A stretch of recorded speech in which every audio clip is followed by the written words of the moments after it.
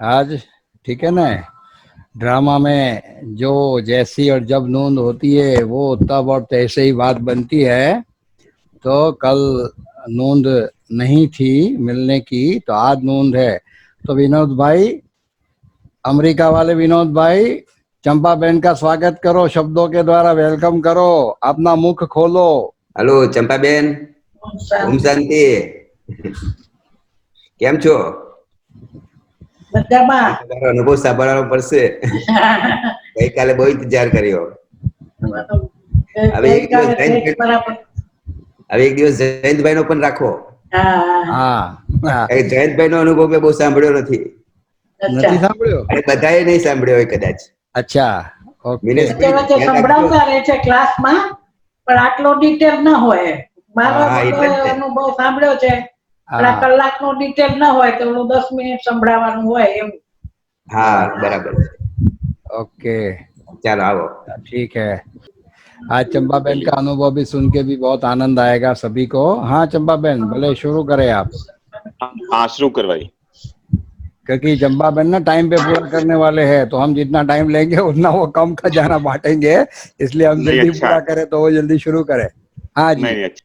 ओम शांति। ओम शांति। शांति। सबको नाम सहित गुड इवनिंग। और आप सब मेरा अनुभव सुनने के लिए, क्योंकि मेरा को तो घर का है, घर की मुर्गी दाल बराबर होती है, ऐसा रोज नहीं सुनते होता है। रहते हैं थोड़ा थोड़ा। आप घर की अगर मुर्गी है तो हम मुर्गी के बच्चे हैं, इसलिए हमारे लिए वैल्यू कम नहीं है, ठीक है। क्योंकि थोड़ा थोड़ा तो सुनते रहते हैं अनुभव, और कभी कभी सुनाते रहते हैं क्लास में भी जो जो बात आती है। तो आज तो डिटेल में सुनाने का है।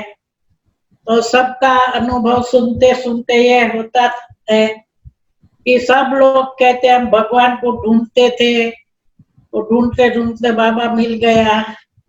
और मैं अपने को भाग्यशाली समझती हूँ कि मैंने भगवान को ढूंढा नहीं है, भगवान ने मेरे को ढूंढा है। वाह। क्योंकि हम तो बचपन में, हमारे दादा बम्बई में थे, हमारे पटेल समाज, हम लोग कच्छ के हैं, तो बहुत थोड़े से लोग थे जो ऐसे पतले कपड़े पहनते थे, और 5-7 परिवार ही बम्बई में था। बाकी तो सब खेती करते थे गाँव में, कच्छ में थोड़ी थोड़ी खेती होती थी। तो हमारा दादा उस टाइम बम्बई में बहुत बड़ी नरसी नागसी की कंपनी में भागीदार थे, और वो पंजाब से रू मंगा के एक्सपोर्ट करते थे। तो बचपन से ही ऐसे परिवार में जन्म हुआ, और धर्म ध्यान भी बहुत करते थे। हमें याद है कि हमारे दादा के पास आए दिन लोग आते थे, कोई गिरनार से बाबा आते थे, कोई हिमालय से आते थे, कहाँ से, कालिदास भगत की जय। और उस जमाने में तो 201 रुपया दे तो भी वो राजी राजी हो जाता था, क्योंकि आज से 60 50 60 साल, हम तो तब छोटे थे, पर 60 साल पहले की बात है, 200 रुपया में भी वो जय बोलाते थे, खुश हो जाते थे। और मैं भी इतनी मेरे दादा की लाडली थी कि मेरे को बचपन से ही, वो बाबा बताते ना, सतयुग में तो तुम सोने के महल में रहेंगे, इतने जेवर पहनेंगे, लेकिन छोटे बच्चों को कोई सोना नहीं पहनाते, डर लगता है। लेकिन हमारे दादा तो मेरे को छोटेपन से ही वो सोने की 4-4 चूड़ियां, और कान में क्या बोलते हैं, हीरे के पुट्टी, और कभी मोती का, वो सब पहनाते थे मेरे को। और उस टाइम हम छोटे छोटे थे तो ब्रांडेड कपड़े, ब्रांडेड वस्तु, अभी उस टाइम इतना सारा नहीं मिलता था, लेकिन फिर भी जो ब्रांडेड वस्तु मिलती थी, भाई पार्ले की पिपरमेंट है, बिस्किट है, फिर कपड़े में भी खटाऊ का है, फिर उसका क्या बोलते हैं, मफतलाल का है, और चप्पल भी बाटा का है। ऐसे ही ऐसे, कोई बिना ब्रांड की वस्तु नहीं लेने की, ब्रांड की लेने की। तो ऐसे पले, और भक्ति भाव भी इतना नहीं था, क्योंकि हमारे पटेल लोग हैं, मंदिर था हमारे घर के, फिर हमारे दादा कोई धंधे के कारण फिर कच्छ में आ गए, तो बहुत बड़ी खेती थी, तो भाई खेती करेंगे, हम कच्छ में रहेंगे। तो हमारे भचाऊ गांव है, तालुका प्लेस, तो वहां पर घर के बाजू में ही मंदिर था। तो भक्ति भी कोई ऐसे नहीं कि भाई वो बहुत भगवान को मिलने के लिए हम भक्ति कर रहे हैं, जैसे वो व्रत उपवास करते हैं, क्या सोमवार किया, 11 किया, वो ऐसे। और मंदिर में भी ठीक है, हमारे पटेल लोग तो मंदिर में तो क्या, मंदिर में बेचारे को जाने का ही टाइम नहीं है। सुबह से खेती करके तो शाम को थक के आते थे, खाना खाया सो गए, सुबह में जल्दी उठना। तो वो लोग तो मंदिर में भी कभी कभी जाते थे, वार त्योहार होता था तो रोज कोई जाता भी नहीं था वो मंदिर का। पर हम लोग मंदिर में जाते थे, हमारे घर के बाजू में ही था। तो शाम को रोज वो डंका बजाने के लिए, नगारा बजाने के लिए जाते थे, थाली में डंका नगारा बजाते थे। और मतलब इतना ही, भक्ति का भी बहुत नहीं था। तो एकदम सुखों में पले है, तो कभी सोचा भी नहीं था कि भाई हमको भगवान को मिलना है, हमको कोई दुख है। और फिर हमारे यहाँ हमारे दादा के पास बहुत सारे ऐसे आते थे। तो एक हिमालय से दंडी स्वामी आया था, तो उस टाइम तो मैं पता नहीं कितनी होंगी, मुझे याद नहीं है, लेकिन मैं खेल रही थी तो दंडी स्वामी ने बताया कि ये लड़की आपकी बहुत भाग्यवान है। तो भाग्यवान कैसे है वो तो पता नहीं था। तो और एक वो शंख दे के गए थे।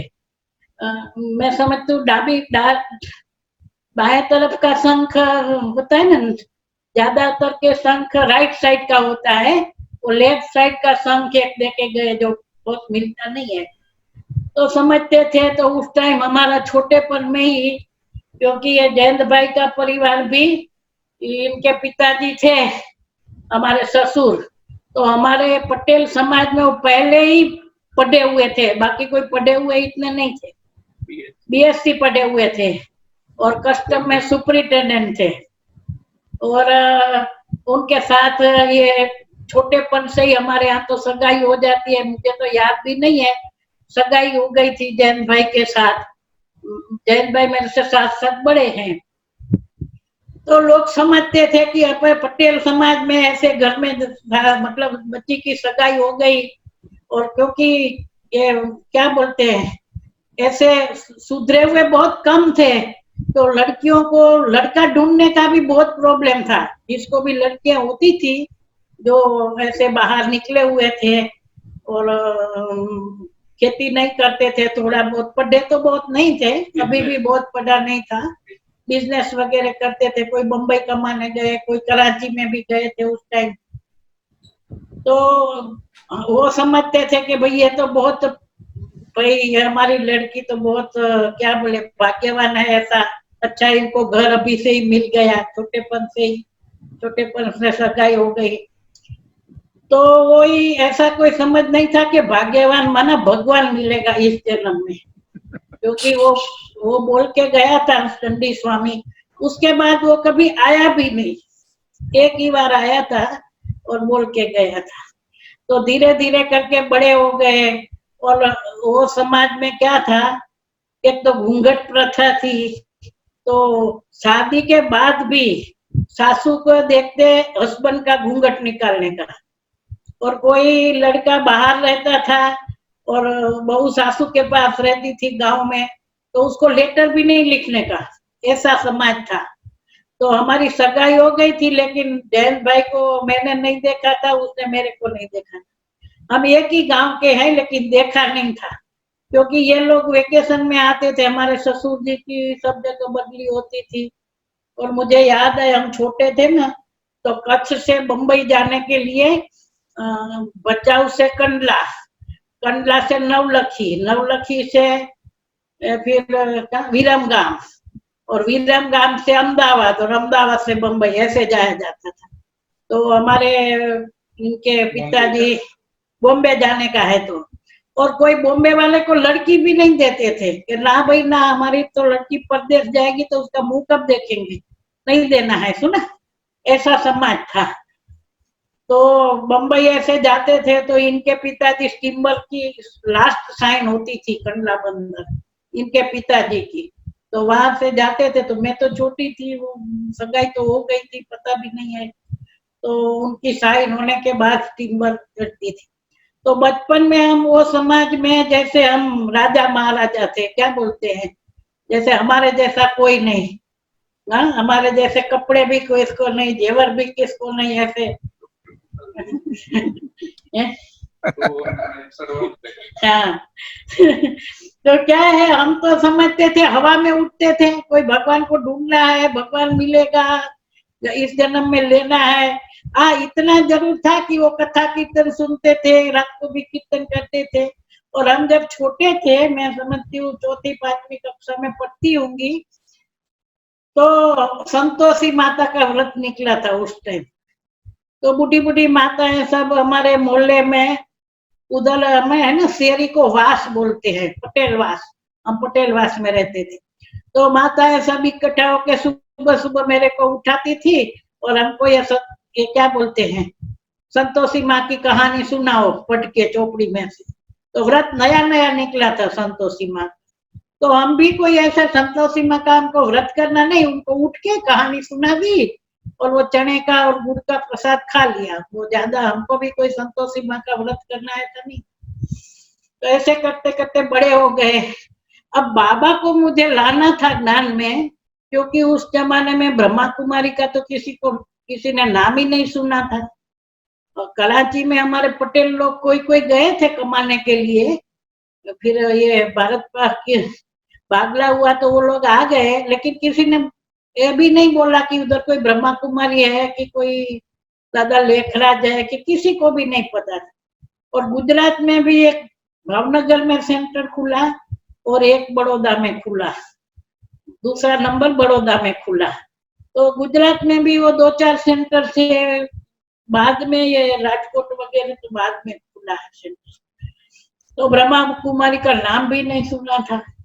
और बाद में तो बाबा ने मेरे को लाने के लिए, मैं तो वही कहती हूँ, मेरे को लाने के लिए जयंत भाई को अनुभव कराया। क्योंकि जयंत भाई डॉक्टर थे, वो डॉक्टर वाले मानते नहीं है इतना भगवान को, तो आर्ग्यूमेंट करेंगे कि ये सच है नहीं है क्या है। तो ब्रह्मा कुमारी बहन भी थक जाती है, इसको 7 दिन का कोर्स कराया, ये तो बाबा ने अनुभव करा लिया, तो फिर कोई प्रश्न ही नहीं, जो कहा वो जी बाबा और जी दादी सुना। तो ऐसे करके मेरे को, मैं तो यही अभी भी वही मेरे को गौरव है कि वो जो बाबा की झोपड़ी है, जिसमें बाबा ने मेरा भाग्य लिखा। और बाबा ने देखा होगा कि ये बच्ची उधर पड़ी है कच्छ में, कभी इसको ज्ञान मिलेगा। क्योंकि कच्छ में तो अभी अभी 20-25 साल पहले सेंटर खुले, और 10-15 साल से थोड़ा ज्यादा है, लेकिन इतने कोई लोग नहीं, क्योंकि वहां पर ये सफेद कपड़े भी लोग नहीं पहनते हैं, मृत्यु पर भी सफेद नहीं पहनते, कोई विधवा भी सफेद नहीं पहनती है। तो ये ब्रह्मा कुमारी का ड्रेस पहन के भी कहते नहीं नहीं, वो तो सिंधी की संस्था है, उसमें नहीं जाना है, ऐसे ऐसे। तो बाबा ने जयंत भाई को अनुभव कराया, वो तो फिर बाद में सुनेंगे, लेकिन इन्होंने मेरे को बोला, बाबा ने बोला चिट्ठी लिखाओ। तो बाबा को जहाँ वहां गए थे माउंट आबू में, वहां से सीधा कच्छ में आए दिवाली के दिनों में। वो तो कहानी वो फिर सुनाएंगे। तो मेरे को बोला, तो मैं तो करण कलावन और बाबा है, मेरी बुद्धि को ही ताला लगा दिया, सोचने का ही नहीं। लिख दिया कि मैं किसी को घर में भी बताया नहीं, माँ बाप को नहीं, वो मेरी फूफी जो थी मेरे डॉक्टर जितनी उम्र की है उसको भी नहीं, किसी को नहीं, लिख दिया ऐसे ही। और क्या होगा इसका, क्या परिणाम होगा, कुछ नहीं। अभी तो सोचते तो पता है कि अभी तो सोचते तो नहीं लिख के देते। क्यों? क्योंकि ये लड़का कॉलेज में पढ़ रहा है, हम गांव में है। डॉक्टर का तो लगभग आप देखेंगे कि डॉक्टर लोग तो पढ़ते पढ़ते ही कॉलेज में ही फ्रेंड छोड़ लेते हैं, सुना। तो वो नहीं सोचा क्या बाबा ने कराना है बाबा को, तो बुद्धिवानों की बुद्धि है, बुद्धि को ताला लगा दिया, सोचने का ही नहीं, लिख दिया।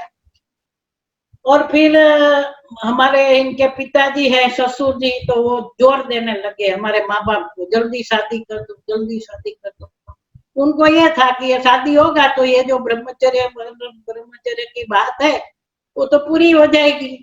तो शादी करने के लिए बहुत जोर, सगाई तो हो गई थी, लड़की तो ढूंढनी नहीं थी, पर इन्होंने क्या किया, उसके पहले बाबा को मिलके, बाबा को कराना था ना, तो बाबा को मिल लिया, मेरे से चिट्ठी लिखा दिया। तो फिर जयंत भाई को चिंता नहीं थी, शादी करे तो भी बोले, न करे तो भी बोले, ये करेगा तो भी चिट्ठी तो मेरे पास है, ये पवित्र रहने की। फिर शादी तो जैसे गांव में होती है, घूंघट निकाल के, वही जो पुरानी हमारी रस्म थी वैसे हुई। फिर पहले ही दिन इनके पास तो कोई चित्र नहीं थे, कुछ नहीं था, तो डायरी में ऐसे मिंडा करके ये परमात्मा है, ज्ञान का सागर, प्रेम का सागर, ब्रह्मा विष्णु शंकर, ऐसा थोड़ा बहुत सुनाया। फिर उसके बाद 4-5 दिन हम गांव में रहे, और फिर इनका पोस्टिंग सरबोन, बारडोली तालुका में सरबोन है प्राइमरी हेल्थ सेंटर। तो उस टाइम हमारे ससुर जी वहां थे नवसारी में, तो उन्होंने इसके लिए नजीक, नवसारी से सरबोन नजीक पड़े, એટલે वहां पोस्टिंग ले लिया था मेडिकल ऑफिसर के नाते। तो शादी के बाद वहां गए, तो वहां तो एकदम जंगल, 4-5 गांवों के बीच में वो प्राइमरी हेल्थ सेंटर बना था, एक डॉक्टर का क्वार्टर, एक नर्सिस का क्वार्टर, एक हेल्थ विजिटर का 4-5 क्वार्टर, और हॉस्पिटल, और आजू बाजू जंगल, पीछे कुआं, लाइट भी नहीं। और हम तो गांव में रहे, तो हमारा परिवार भी बहुत बड़ा, फूफा मफुई, फूफा क्या बोलते हैं, बुआ बुआ, चाचा चाची आजू बाजू में सब रहे, तो वहां तो कोई नहीं, अकेला। लेकिन वो बाबा का कारण मेरे को वो भी नहीं लगा कि मैं अकेली हूँ, और मुझे वो भी ज्ञान नहीं था कि कोई ये ब्रह्मा कुमारी संस्था है, कि नाम लिया जाता है, कि 7 दिन का कोर्स होता है, कोई नहीं, खाली कुछ नहीं।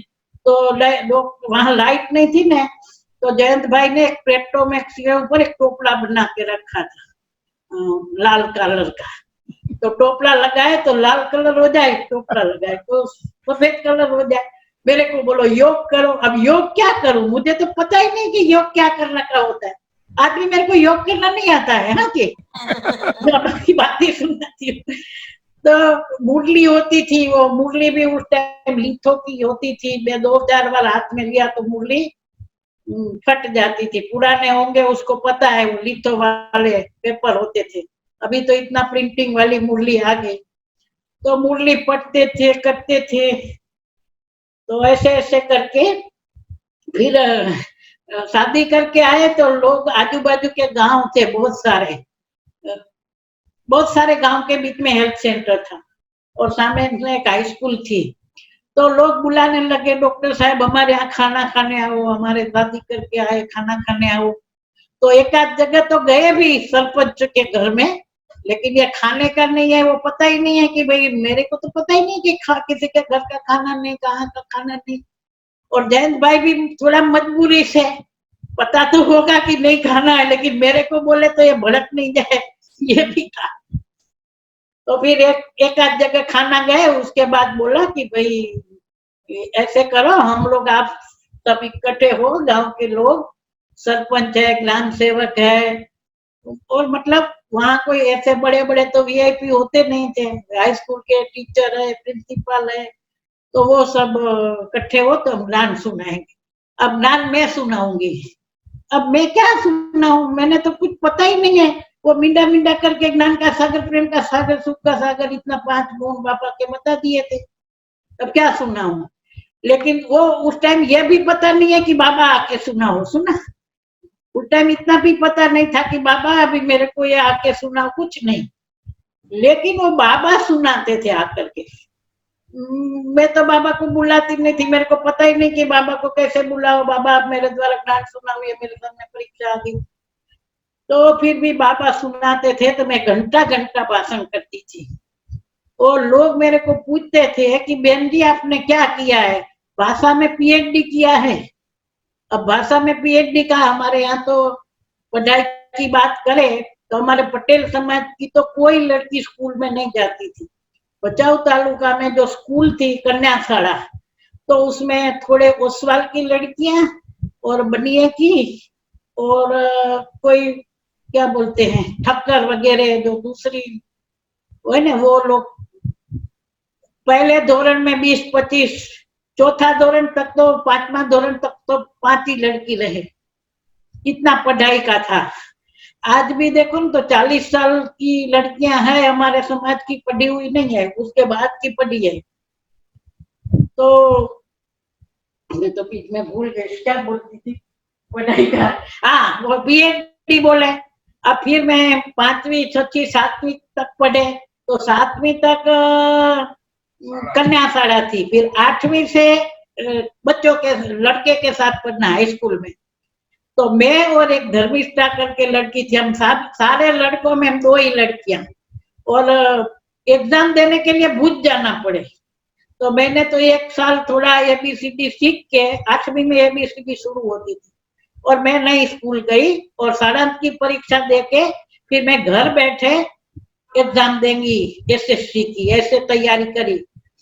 और वो फिर पढ़ी, शायद पढ़ी के नहीं, अभी है तो सही। तो कहने का तो हम तो पढ़े तो अंगूठा थे, आप कुछ नहीं। और लोग बोलने लगे आपने क्या PhD किया है भाषा में।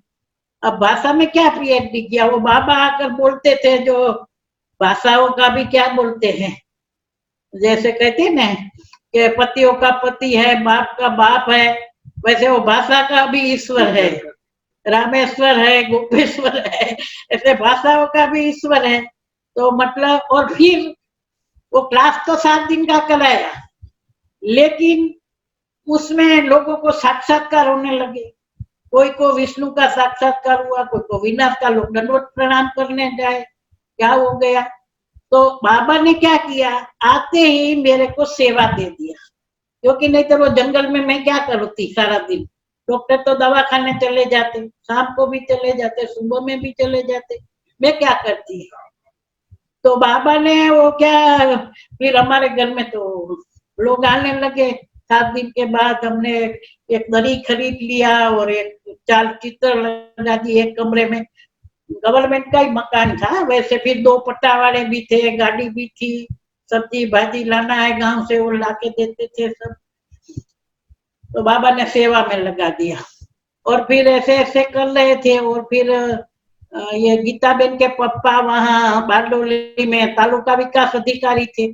तो 70 की साल में तापी में पूर आया, तो पूर के कारण तो तालुका में वैक्सीन करने जाते थे डॉक्टर और साथ में। तो हमारे घर आए कहाँ से घूम फिर के, तो डॉक्टर ये क्या है, 4 चित्र लगे थे पुराने, वो आपको पता है वो हिस्ट्री हॉल में लगे हैं झाड़। और हाँ, हिस्ट्री हॉल में देखा है बड़े बड़े चित्र, लेकिन वो छोटे 4 ही चित्र 5 ही चित्र थे, ज्यादा चित्र उस टाइम थे ही नहीं। तो लगे हुए थे, तो देखा ये क्या है। तो फिर बोले मेरे को भी कोर्स करना है। तो रोज बारडोली से आए कोर्स करने के लिए, मैं कोर्स कराऊं, 5 मिनट में कोर्स पूरा। सृष्टि चक्र में क्या समझाने का, आत्मा में क्या समझाने का, आत्मा के 5 गुण है, भ्रुकुटी के बीच में रहती है, हो गया पूरा, चलो भाई। 4 युग चक्र है, सतयुग, त्रेता, द्वापर, कलयुग, और एक युग 1250 वर्ष का है, अभी संगम युग है। क्योंकि मैंने तो कोर्स ही नहीं किया था, वो ब्रह्मा, तब तो मैंने ब्रह्मा कुमारी सेंटर भी नहीं देखा, ब्रह्मा कुमारी को भी नहीं देखा। तो ऐसे ऐसे करके फिर हमारे ससुर की बदली बड़ौदा में हो गई, नवसारी में तो सेंटर नहीं था। फिर हम बड़ौदा में आए तो वहाँ हम रहते थे कारेली बाग में, विठल नगर सोसाइटी बहुत पुरानी बनी हुई है इस टाइम। तो अभी यहाँ रहते, वहां तो खेत थे, तो वहां से सुबह में उठ के चलो सेंटर पर। तो सेंटर बड़ौदा में, जो बड़ौदा के उसको पता है, नजरबाग पैलेस के पीछे चंद्रनगर सोसाइटी में सेंटर था, आश्रम। अब डॉक्टर बोले आश्रम में चलो, आश्रम में चलो। हम तो आश्रम में गए सुबह में उठ के पैदल, क्योंकि यहाँ से कोई साधन ही नहीं थे जाने का। जब नया नया कारेली बाग बसा था, 2-3 सोसाइटियां बनी थी, न बस थी न कुछ थी, चल के उधर गए, छोटे थे तो चल गए। तो वहां गए तो मैंने बोला आश्रम जैसा तो कुछ है नहीं, क्योंकि बुद्धि में तो ये होता है ना, आश्रम माना तो कोई साधु बाबा होंगे, कोई भगवे वाले होंगे। यहाँ तो एक छुकी थी पूर्णिमा बहन और एक इंदिरा बहन, 3 बहनें हैं, और वो ग्रामोफोन रिकॉर्ड बज रहा है, चल उड़ जा रे पंछी के अब ये देश होगा बे गाना, भोग में वो गीत बजता था। तो मैं तो घर आई तो हमारे सासू को बोला उधर आश्रम वाश्रम तो कुछ नहीं है, तो डॉक्टर को तो बुरा लगा होगा कि ये क्या बोल रही है, सुना? हाँ? तो मैंने बोला उधर आश्रम वाश्रम कुछ नहीं है, ये डॉक्टर, मैं तो पहले से इनको डॉक्टर ही बोलती थी, ये डॉक्टर आश्रम आश्रम कर रहे, उधर आश्रम वाश्रम तो कोई नहीं है, एक घर है और एक कमरे में सब बैठे थे, वो कुछ सुनाया, और क्या सुनाया वो भी इतना तो पता नहीं होता था, मुरली बुरली पढ़ते थे लेकिन। तो ऐसे ऐसे करके फिर तब मैंने ब्रह्मा कुमारी बहनों को देखा और सेंटर भी देखा, और उसके बाद हम पहली बार अव्यक्त बाप दादा बाबा अव्यक्त हुए जनवरी में, उसके बाद सब पार्टी को मिलना नहीं होता था, बाबा आते रहते हैं, मुरलियां बहुत है वो बाबा के जाने के बाद की, लेकिन पार्टियों को मिलने का 70 की साल में शुरू हुआ, जनवरी 70, जनवरी 69 में बाबा ने शरीर छोड़ा और एक साल के बाद पार्टियों का मिलन शुरू हुआ। तो वो भाग्यशाली है कि हम पहले पहले अव्यक्त बाप दादा के मिलन में गए, और उस टाइम छोटा सा पांडव भवन था, खाली ट्रेनिंग सेंटर में सब रहते थे, और हिस्ट्री हॉल में तो सब बैठ जाते थे, मधुबन निवासी, मधुबन में भी बहुत थोड़े थे, मधुबन निवासी दादी दीदियां सब मतलब उसी में आ जाते थे। तो बाबा ने मुरली पहले सुनाई एक दिन, क्योंकि उस दिन 4-5 दिन जाते थे तो बाबा 4-5 बार मिलते थे, मुरली सुनाते थे, और बाबा फिर एक दिन मुरली सुनाई, या मुरली का तो पता नहीं है, इतना याद नहीं रहा क्योंकि समझ ही नहीं थी कुछ भी बात की। लेकिन फिर बाबा को मिलने का हुआ तो छुगी दादी थी, आपने नाम पुराने लोगों ने सुना होगा, वो गामदेवी सेंटर में प्रकाशमणि दादी के खास रहती थी। तो बम्बई ये वडोदरा का जो सेंटर है वो गामदेवी से खुला है, तो फिर वहां से छुगी दादी को बड़ौदा में भेजा था, और नडियाद वाले पूर्णिमा बहन उनके साथ रहते थे, एक इंदिरा बहन रहती थी। तो छुगी दादी हमको क्या कहती, सबसे आगे बिठाती थी, दादी को मिलना है तो आगे, बाबा को मिलना है तो सबसे आगे। फिर दादी को भी नशा था, ये देखो ये बाल ब्रह्मचारी युगल है, ये बाल ब्रह्मचारी युगल है, बाबा को पूछ के शादी किया है। तो उस टाइम तो ये सिस्टम था कि जब मधुबन में जाते थे तो पहले तो ब्रह्मा बाबा मिलते थे, पीछे दादियां मिलती थी, तो जाने के साथ ही दादी मिलती थी, वेलकम की टोली देती थी, सबका परिचय कराती थी, और जाने के टाइम भी दादियां वो देती थी विदाई की टोली। तो दूसरे दिन एक बार मुरली सुनी, फिर दूसरे दिन और पहली बार गए तो 5 की पार्टी लेके गए, वो तालुका विकास अधिकारी, उनके युगल और एक हेल्थ विजिटर, 2 हम 5 लोग गए कार में। उस जमाने में कार भी बहुत बड़ी बात होती थी, एम्बेसडर कार, वो कांति भाई पता नहीं किसकी लेके आए, वो तालुका विकास अधिकारी थे, हम गए कार में, तो कार भी बड़ी बात होती थी। तो गए, फिर दूसरे दिन बाबा को मिले, बाबा के कमरा आपने देखा है सबने कि बाबा के कमरे में गद्दी बिछी है नीचे और एक खाट है, और उस टाइम कमरा छोटा ही था आधा, अभी तो ये आधा जो बड़ा किया है ना वो ईशु दादी वहां रहती थी, बाबा के कमरे से ही उसका दरवाजा था अंदर, और बाहर आंगन में भी मिट्टी थी, वो जो अभी हम मार्बल का बना है जो बाबा के कमरे में जाने के आगे, वहां मिट्टी थी, और बाबा का झूला भी उधर था एक पहले।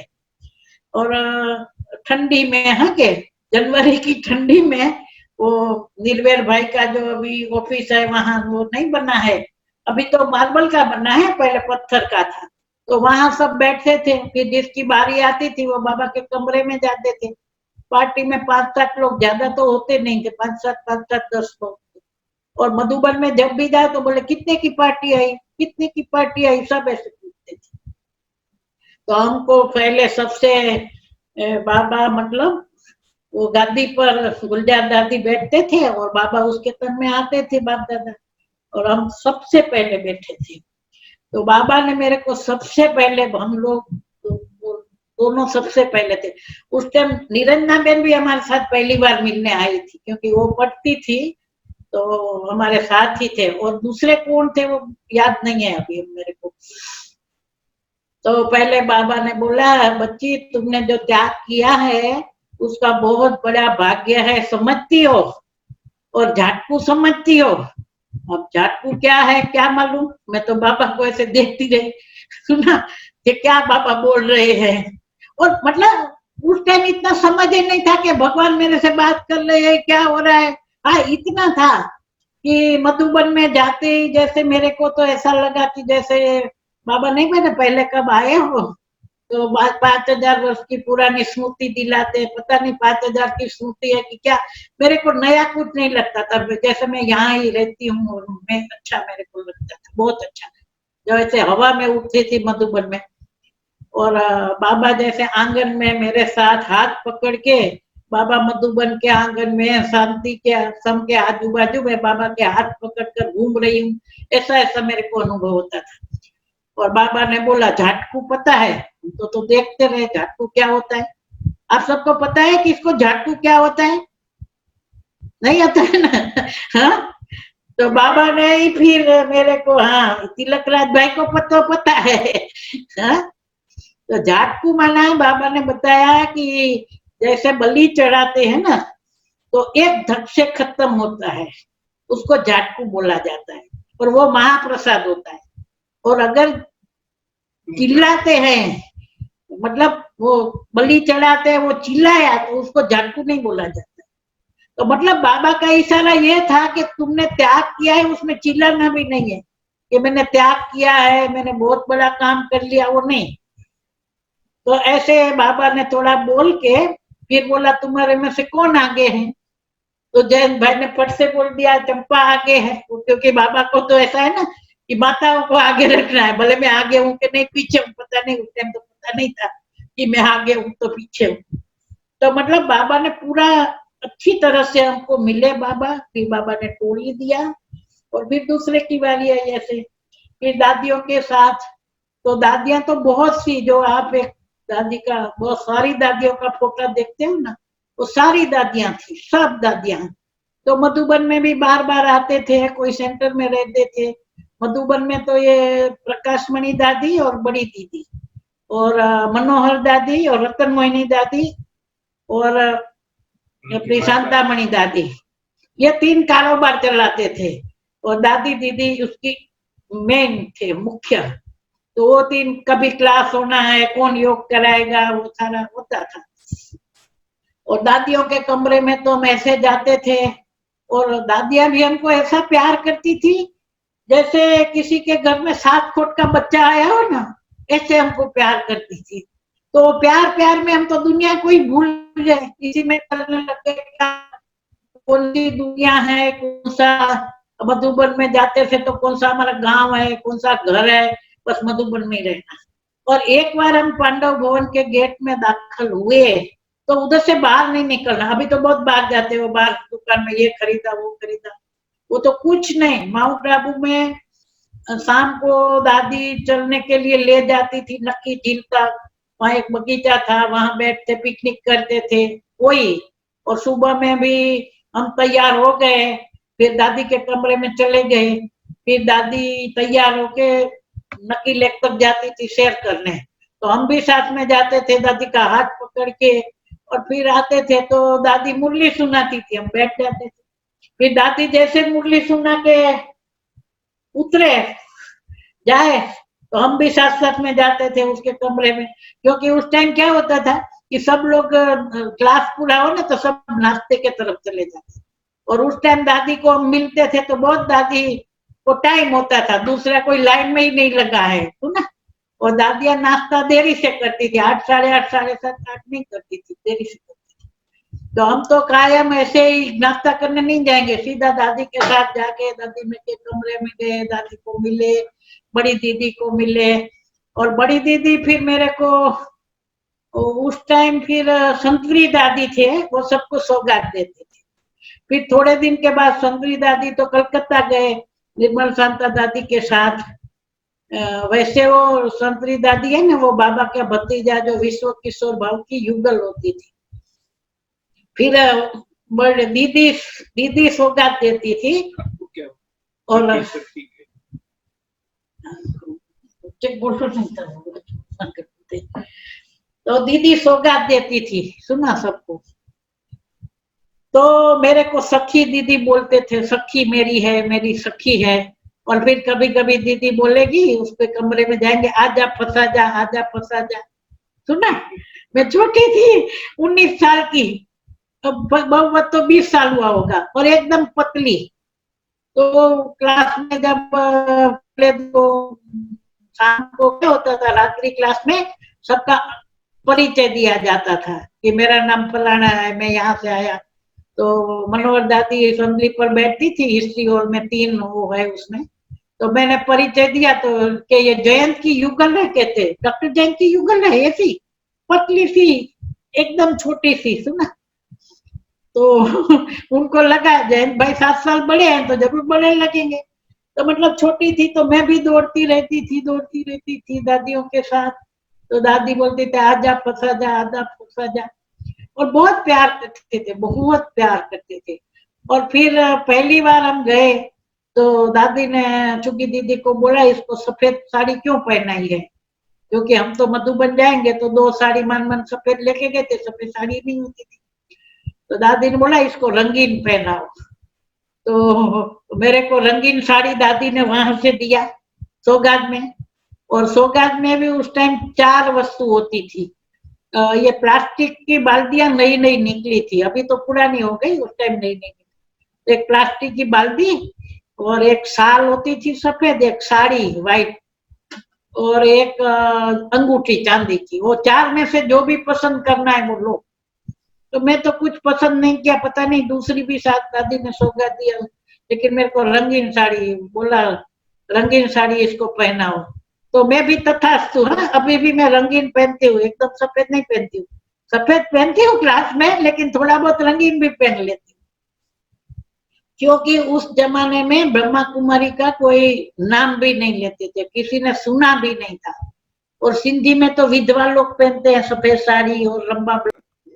हाँ, तो अभी अभी भी कभी कभी रंगीन पहनती हूँ, ऐसा सब एकदम जैसे सेंटर पर ब्रह्मा कुमारी बहने सब छोड़ के सफेद ही पहनती है ऐसा नहीं है, कभी कभी रंगीन भी पहन लेती हूँ।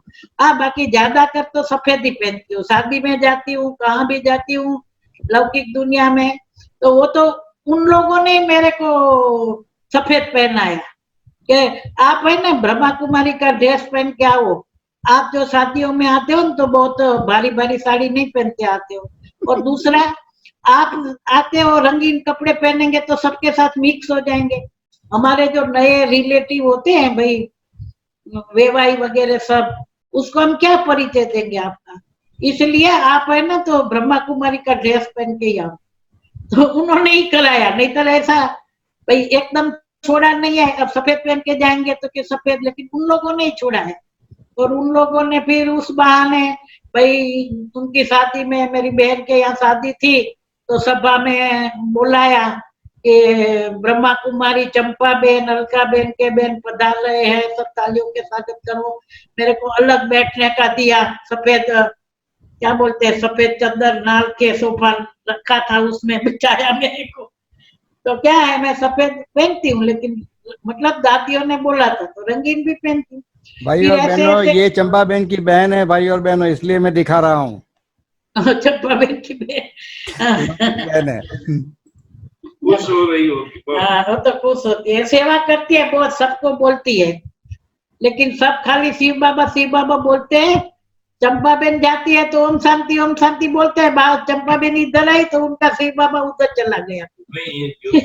ये तो काफी साल से चल रही है ज्ञान में। एक दूसरी बहन भी चलती थी, हम वैसे 9 बहनें हैं, लेकिन हमारे माँ बाप ने कभी बेटी का तिरस्कार नहीं किया है। वो बोलते थे हमको 9 दुर्गा है, अम्बा के हमारी कुल देवी उनकी है तो अम्बा है, तो वो बोलते हैं, हमारे घर में भी वो अम्बा जी का फोटो वगैरह रखा था, पूजा वूजा करते थे, ये मेरे 9 दुर्गाएं हैं। वो 9 बेटियां कहाँ आ गई, किसी का नाम शांति रख दिया, किसी का नाम वो रख दिया, दया रख दिया, भगवान अभी दया करो बहुत बेटियां हो गई, ऐसा नहीं। तो 9 दुर्गा है हमारी बेटियां। तो ऐसे ऐसे करके मतलब तो मैं तो फिर बीच में भूल जाती हूँ, दूसरी बात आती है तो प्रवाह छूट जाता है। दिनेश भाई क्या बोल रही थी? रंगीन डॉक्टर साहब कपड़े है की। ना, डॉक्टर साहब सपोर्ट हाँ। करो। तो उन्होंने ही मेरे को, हमारे परिवार वालों ने ही मेरे को ब्रह्मा कुमारी का ड्रेस पहन के शादी में आओ, तो न जेवर पहनना है न कुछ पहनना है, शादी में बस जाना है, ब्रह्मा कुमारी का ड्रेस पहन लिया। और वहां जाते हैं ना तो बहुत सारे लोग आके पगे लगते हैं, हमको आशीर्वाद दो, हमको आशीर्वाद दो। तो शादी में जाते हैं तो फिर नाम सुनाते हैं, सेवा हो जाती है, हमारे घर में आओ। कोई तो फिर कहते हैं हमारे घर में आओ, पगला पड़ने आओ, पगला पड़ाते हैं उधर। भाई अभी टाइम नहीं है, हम कहते तो कल मेरी टिकट है, मेरे को जाना है, सुना। तो ऐसे ऐसे बहुत मतलब। और हमारी भाभी वगैरह तो ऐसे कहती है कि भले हम दान को नहीं मानते हैं, लेकिन आप हमारी कुल देवी हो। हम भले मानते नहीं है कुल देवी को, भले हमारे मंदिर में भी पूजा करते हैं, लेकिन आप ही हो वो। तो ऐसे मतलब बाबा ने हमको मतलब उसका इतना लायक बनाया। और बड़ी दादी हमको सखी सखी बोलती थी। मैं भी छोटी थी तो मधुबन में सब बना बना के ले जाती थी, क्या बोलते हैं, टोलिया बना के ले जाती थी, चेवड़ा बनाया, वो बनाया। फिर दादियों के रूम में छोटे छोटे रामनाथ भाई से, रामनाथ भाई तो बाद में आया, उसके पहले शांति माता आया थी, वो जो सबको टोली भंडारा संभालती थी। तो टोली ले जाते थे, फिर दादियों के लिए ले जा, धीरे धीरे पता पड़ा तो दादियों के लिए बना बना के। उस टाइम मधुबन में इतना सब नहीं बनता था, बहुत सिंपल बनता था। सुबह में नाश्ते में सिंधी रोटी, दही और आधा पापड़, वो नाश्ता होता था। और कभी कभी सेलमानी होती थी, सिंधी लोग हो तो उसको पता है सेलमानी क्या होता है, सिंधी में बनते सेलमानी। तो बाकी नाश्ता भी सीधा साधा, खाना भी सीधा साधा, दूधी का सब्जी, तो उसमें बहुत नमक नहीं, मिर्ची नहीं, बॉईल किया हुआ जैसे है ना, ऐसा। और वो सिलसिला जाने का आने का। फिर जब उस टाइम टीचर को अलग सौगात देते थे, जो भाई बहनों को ये देती थे। तो मैं तो भाई बहनों के साथ ही सौगात लेने चली जाती थी। तो बड़ी दीदी कहते नहीं इसमें नहीं, तुम टीचर को आओ। तो मेरे को बड़ी दीदी ने टीचर बनाया, क्योंकि वो टीचर बने सोच रहे चंपा में तो समर्पित टीचर है नहीं, फिर हमारे साथ क्यों सौगात लेने आई। बड़ी दीदी मेरे को लाइन में से निकाल देती, तेरे को इसमें सौगात नहीं मिलेगी, तुम जाओ टीचर में आओ। तो ऐसे करके दादी ने मेरे को टीचर। फिर हम वहां से जाते थे ना मधुबन, तो गांव वाले नहीं, जो ऐसे कोई तीर्थ यात्रा पर जाते हैं तो कोई पैसा देता है, हमारा नारियल चढ़ा देना, हमारा वोच कर देना। तो गांव वाले थोड़े थोड़े कोई पैसा, उस जमाने में तो क्या है, 5 रुपया, 11 रुपया, 21 रुपया तो बहुत हो गया। अभी के जमाने के तो 21 रुपया 2100 होता है। तो देते थे, तो हम नहीं लेते थे, भाई ये हमको लेना नहीं है। तो फिर बड़ी दादी ने मेरे को हिसाब लिखना भी सिखाया, कैसे पढ़ने में कैसे हिसाब रखना है, कैसे बड़ी दीदी ने सारा बैठ के। और जो तुमको पैसा देते हैं ना, उसमें से यहाँ से लिटरेचर लेके जाओ, फिर उन लोगों को एक गान सुनाओ, उसको प्रसाद दो बाबा के भंडारे का। तो हम तो कहते नहीं भाई नहीं लेना है, नहीं लेना है। लेकिन दूसरे का भी कैसे बाबा के कार्य में लगाना, जो भावना से देते हैं, वो बड़ी दीदी ने हमको सिखाया। हिसाब लिखना भी सिखाया कि ऐसे पाना मुड़ के इसमें जमा लिखना, इतने उतार लिखना, सब। तो ऐसे दीदी हमको छोटेपन से सब सिखाया और टीचर भी बनाया। और फिर इकोनॉमी भी सिखलाया। तो मधुबन में उस टाइम बहुत इकोनॉमी से सब चलते थे। तो हम एक बार वो तो काफी देर की बात है, तो वो वहां जाते रहे तो 73 में, फिर 71 में शायद सूरत में सेंटर खुला। तब तक सूरत में भी सेंटर नहीं था। और हम लोग वहां, फिर ये कांति भाई भी ज्ञान में आए, तालुका विकास अधिकारी। तो सारे बारडोली तालुका में बहुत गांवों में हमने एक स्लाइड लिया था, प्रोजेक्टर तो था गवर्नमेंट का, तो स्लाइड लेके गांव गांव में जाके वो करते थे, क्या बोलते हैं, प्रोजेक्टर। और उस टाइम गांव में तो क्या, ये टीवी तो था नहीं, तो सारा गांव इकट्ठा हो जाता था। दोपहर के बाद हम लोग जाते थे खाना पाना लेके, और वो सरपंच के घर में दूध बूध लेके फिर खाना बना खा लिया, और रात्रि को वो प्रोजेक्टर करते थे। पूरा गांव इकट्ठा हो जाता है, एक सफेद चादर बांध दिया और स्लाइड ऐसे ऐसे घुमा के, वो प्रोजेक्टर भी अभी जैसा नहीं था, स्लाइड डाली ऐसे घुमाया, स्लाइड डाली ऐसे घुमाया, तो एक स्लाइड लेके लिया था। और उस जमाने में 200 रुपए की स्लाइड आई थी पूरे प्रदर्शन, वो भी बहुत महंगा होता है उस टाइम, तो 200 रुपया लोगों की पगार थी, ज्यादा पैसा भी पगार नहीं था। तो उससे गांव गांव में, अभी जो नहीं वो राम भाई का बोल रहे हम, आप भी सुनते होंगे, नोगामा पार्टी बाजू का गांव था, वहां भी हमने किया था। वो जो अफ्रीका में ले गए राम भाई, तो उसका गांव, बहुत सारे गांव में, सोलबोन बाबला, कितने गांव का नाम तो पता ही नहीं है, वाला ने क्या क्या नाम, सब गांव में जाके पूरा ये वहां सेंटर खुला था उसके वहां सूरत में। तो फिर बाद में सूरत में सेंटर खुला, तो हम लता बेन को, हमने लता बेन आई थी बेंगलोर से, वैसे वो अहमदाबाद की थी लेकिन बेंगलोर से आई, तो हम उसको लेने गए और सूरत में सेंटर खुला। और सेंटर में भी एक काका गए थे माउंट आबू में, तो उसने सेंटर खोलने का निमंत्रण दिया, मकान मकान सब दिया, लेकिन वो ज्ञान में नहीं चला। तो साल के बाद बोलते हमारा मकान खाली करो। अब खाली करो तो उतने कोई स्टूडेंट नहीं थे, और जहाँ लेना था तो वो बात बोलने की नहीं होती है, फिर भी ये अनुभव में बोल रही। तो वहां पर बोले 5,000 डिपोजिट, सेंटर का मकान भाड़े लेना है तो 5,000 डिपोजिट। तो वहां तो इतने भाई बहन थे नहीं, फिर हमने ही, जो हमारे पाठशाला जो थी उसमें से ही हमने 5,000 डिपोजिट दिया, सेंटर खुला। और बाद में तो हर शनिवार को दोपहर तक दवाखाना खोल के, तो फिर हमने बाइक लिया था राजदूत, तो उसमें चले जाने का सूरत। तो सूरत में जाके सेंटर में सुबह में मुरली सुनाना, लता बेन मेरे को मुरली सुनाना भी देती है, मुरली सुनाओ, और जगह जगह प्रदर्शनी करना, जगह जगह भाषण करना, सेवा करते रहे। फिर ड्रामा भी किया गीता का भगवान, क्योंकि बाबा को पूछा था तीव्र पुरुषार्थ क्या है, तो बाबा ने 2 जवाब दिया था, अव्यक्त बाबा ने। एक तो है अनुभव सुनाओ, और दूसरा है गीता का भगवान सिद्ध करो।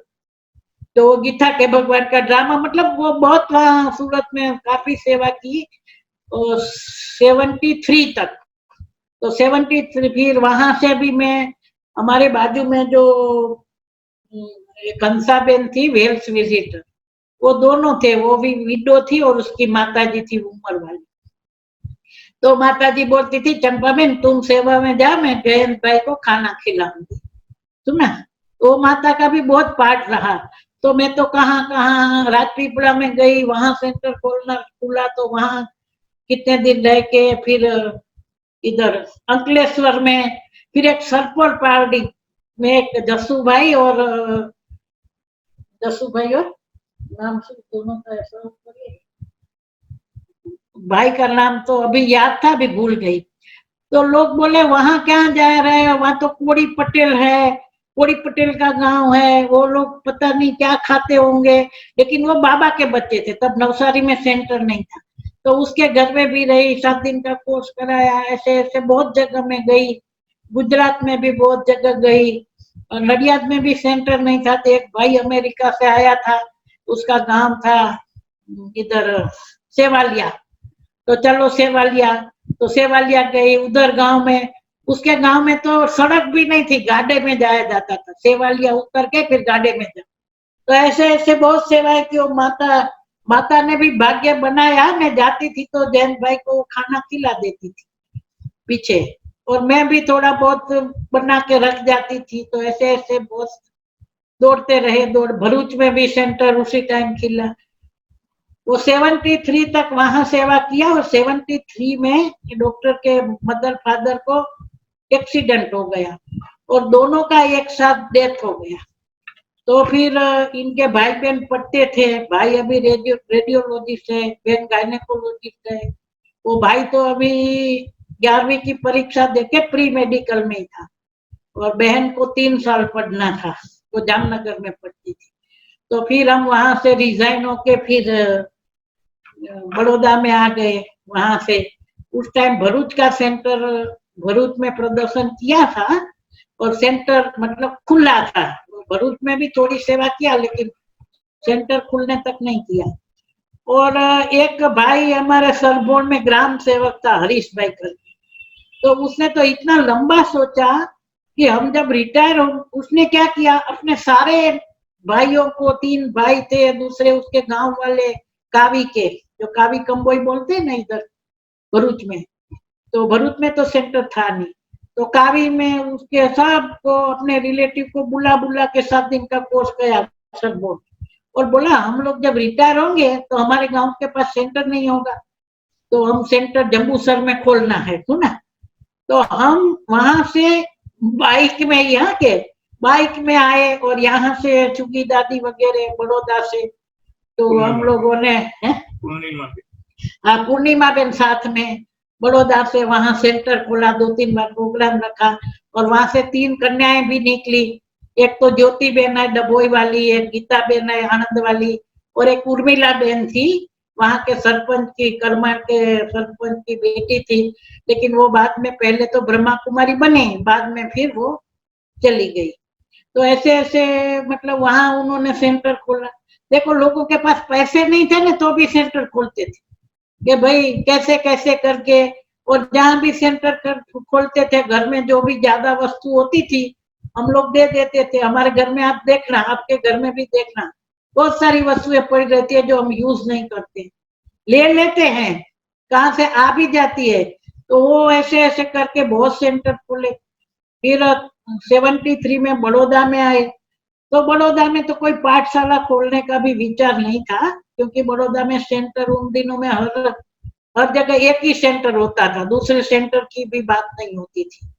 तो पाठशाला भी नहीं खोलना है, रोज सुबह में क्लास में जाना, फिर तो नजरबाग वाला पत्थर गेट पर सेंटर हो गया था ट्रांसफर, वहां से मकान खाली करके, तो रोज सुबह बस में जाना, यहाँ से न्याय मंदिर से चल के जाना और फिर वापस आना, ऐसे चल रहा था।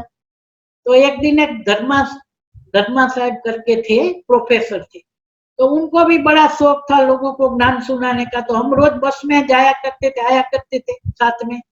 तो बस नहीं आए तो खड़े रहते, तो बोले हम इधर कारेली बाग में भी चलो, हम सेवा करेंगे। तो किया, तो थोड़े थोड़े टाइम में तो पहला प्रदर्शन हमने किया। कहने का नहीं मतलब हमारा कोई संकल्प नहीं है हमको करना है कि पाठशाला भी खोलनी है, लेकिन बाबा को, मैं कभी कभी डॉक्टर को तो अच्छा नहीं लगता है, मैं बोलती हूँ बाबा मेरे को कहते मारी कुटी ने मुसलमान बनावी दे पाठशाला नहीं खोलवी काई नतु, हाँ डॉक्टर ने सारू नहीं लगतु, पर बाबा मारी पाछळ पड़ी मारी कुटी मुसलमान बन जा बच्ची, तेरे को करना है सेवा। मैं कभी इच्छा नहीं लगती कोई ये मैं सेवा करूं वो सेवा करूं। तो सबसे पहला प्रदर्शन इधर सरदार छात्रालय है, स्कूल में रखा मैदान में, तो वहां फिर उन दिनों में शिविर भी, मतलब शिविर का भी इन्वेंशन हुआ था, 75 या 5 लगभग है, तो वहां हुआ था। तो शिविर कराई, लास्ट दिन चंद्रिका बेन को बुलाया, क्योंकि शिविर का इन्वेस्टमेंट चंद्रिका बेन ने किया था, हमारे माधव नगर वाले हैं ना, अभी तो गुजरात के मेन है, हेड है, तो उन्होंने आकर के शिविर का किया, तो पूरा रूम भर जाता था, जैसे अभी अपना कमला नगर का रूम है ना, ऐसा ही रूम था वो धर्मा जी के घर में।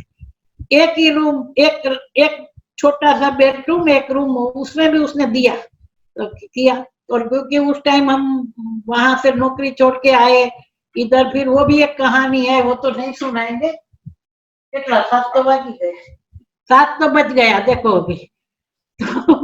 तो एक शिविर किया, तो उसमें से काफी 8-10 भाई बहन निकले, तो गीता पाठशाला शुरू हो गई। तो उस दिन कितना पैसा नहीं था, तो फ्री में मकान मिला। फिर थोड़े दिन धर्मा साहब के तो बहुत छोटा घर था बुद्धदेव कॉलोनी में, बहुत छोटा। फिर हम कलो थोड़े लोग आ रहे हैं, तो बड़ा ये मेंटल हॉस्पिटल के सामने पोस्ट ऑफिस है ना, उसके सामने दुकान है, तो पीछे एक दुकान है बहुत बड़ी, लंबा, मतलब हॉल जैसा। तो अभी तो प्रिंटिंग प्रेस है, उसके पास गए ना तो उसने हमको फ्री दे दिया कि मेरे को भाड़ा नहीं लिया ना, तुम आप इसमें चलो। तो पैसा नहीं था तो बाबा ने किराए के बिना भी वो मकान दिलवाया, कितने साल तक उसमें चला। और बाद में फिर उनको वहां बड़ा बनाया, अभी तो बहुत बड़ा उधर अपार्टमेंट बना दिया है। तो बहन बोली कि अभी हमको यहाँ अपार्टमेंट बनाना है, तो हमने फिर, क्योंकि माइक रूपा में एक रूम भाड़े पर लिया, और उसमें जैसा अभी मिनेश भाई कल है कमला नगर में भाड़े पर मकान लेके, तो उनका किराए पर मकान लेके कल्याण नगर में किया, फिर माइक रूपा में किया। फिर हम लोग डॉक्टर के भाई बहन, मतलब दो, अनुबेन का भी आपने नाम सुना, वो ज्ञान में चलते थे, और अच्छे बच्चे पुस्तक भी उसने लिखा है, और गुजराती में समझू बालक। तो क्या हुआ कि हम लोग सबको साथ में रहना है, क्योंकि माँ बाप ने शरीर छोड़ दिया, फिर सब पढ़ लिख के डॉक्टर बन गए, फिर दवाखाने खोल दिए। तो कारेली बाग में इतना डेवलप हुआ तो हमारा तो ध्यान ही नहीं था कि लेना है, क्योंकि एक तो बात यह थी कि बिना सोना है, इसलिए अपना मकान नहीं लेना है, भाड़े का मकान में रहेंगे। और दूसरा ध्यान ही नहीं दिया, वो दवाखाने किए, वो किए उसमें। तो हम प्लॉट फिर ढूंढने लगे कि हम लोग सब साथ में रहेंगे और बड़ा प्लॉट ढूंढे।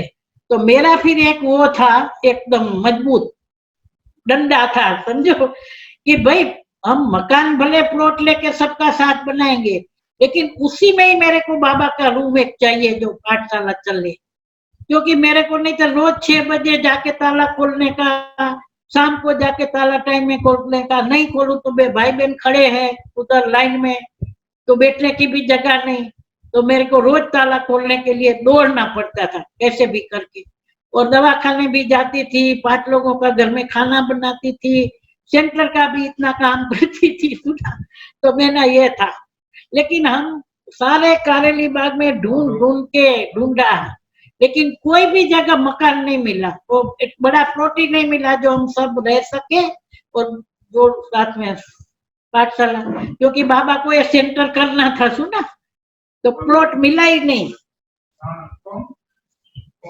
प्लॉट मिला नहीं। फिर ये मकान भी कैसे मिला कि संदेशी आई थी कि अमरबेन कोई भोग लगाने के लिए, कोई छोटे से मकान में माइक रूपा में, तो छत पर, नीचे तो कमरा छोटा था, तो छत पर भोग लगाया, सब बैठे थे। तब तक 25 भाई बहन थे, मतलब पाठशाला में। तो बोला बाबा मकान ढूंढ रहे हैं, सुना। तो मकान ढूंढ रहे हैं, तो फिर वो प्लॉट ढूंढ रहे थे हम लोग, तो प्लॉट मिल जाए, प्लॉट मिला है, बाबा मकान ढूंढ रहे हैं।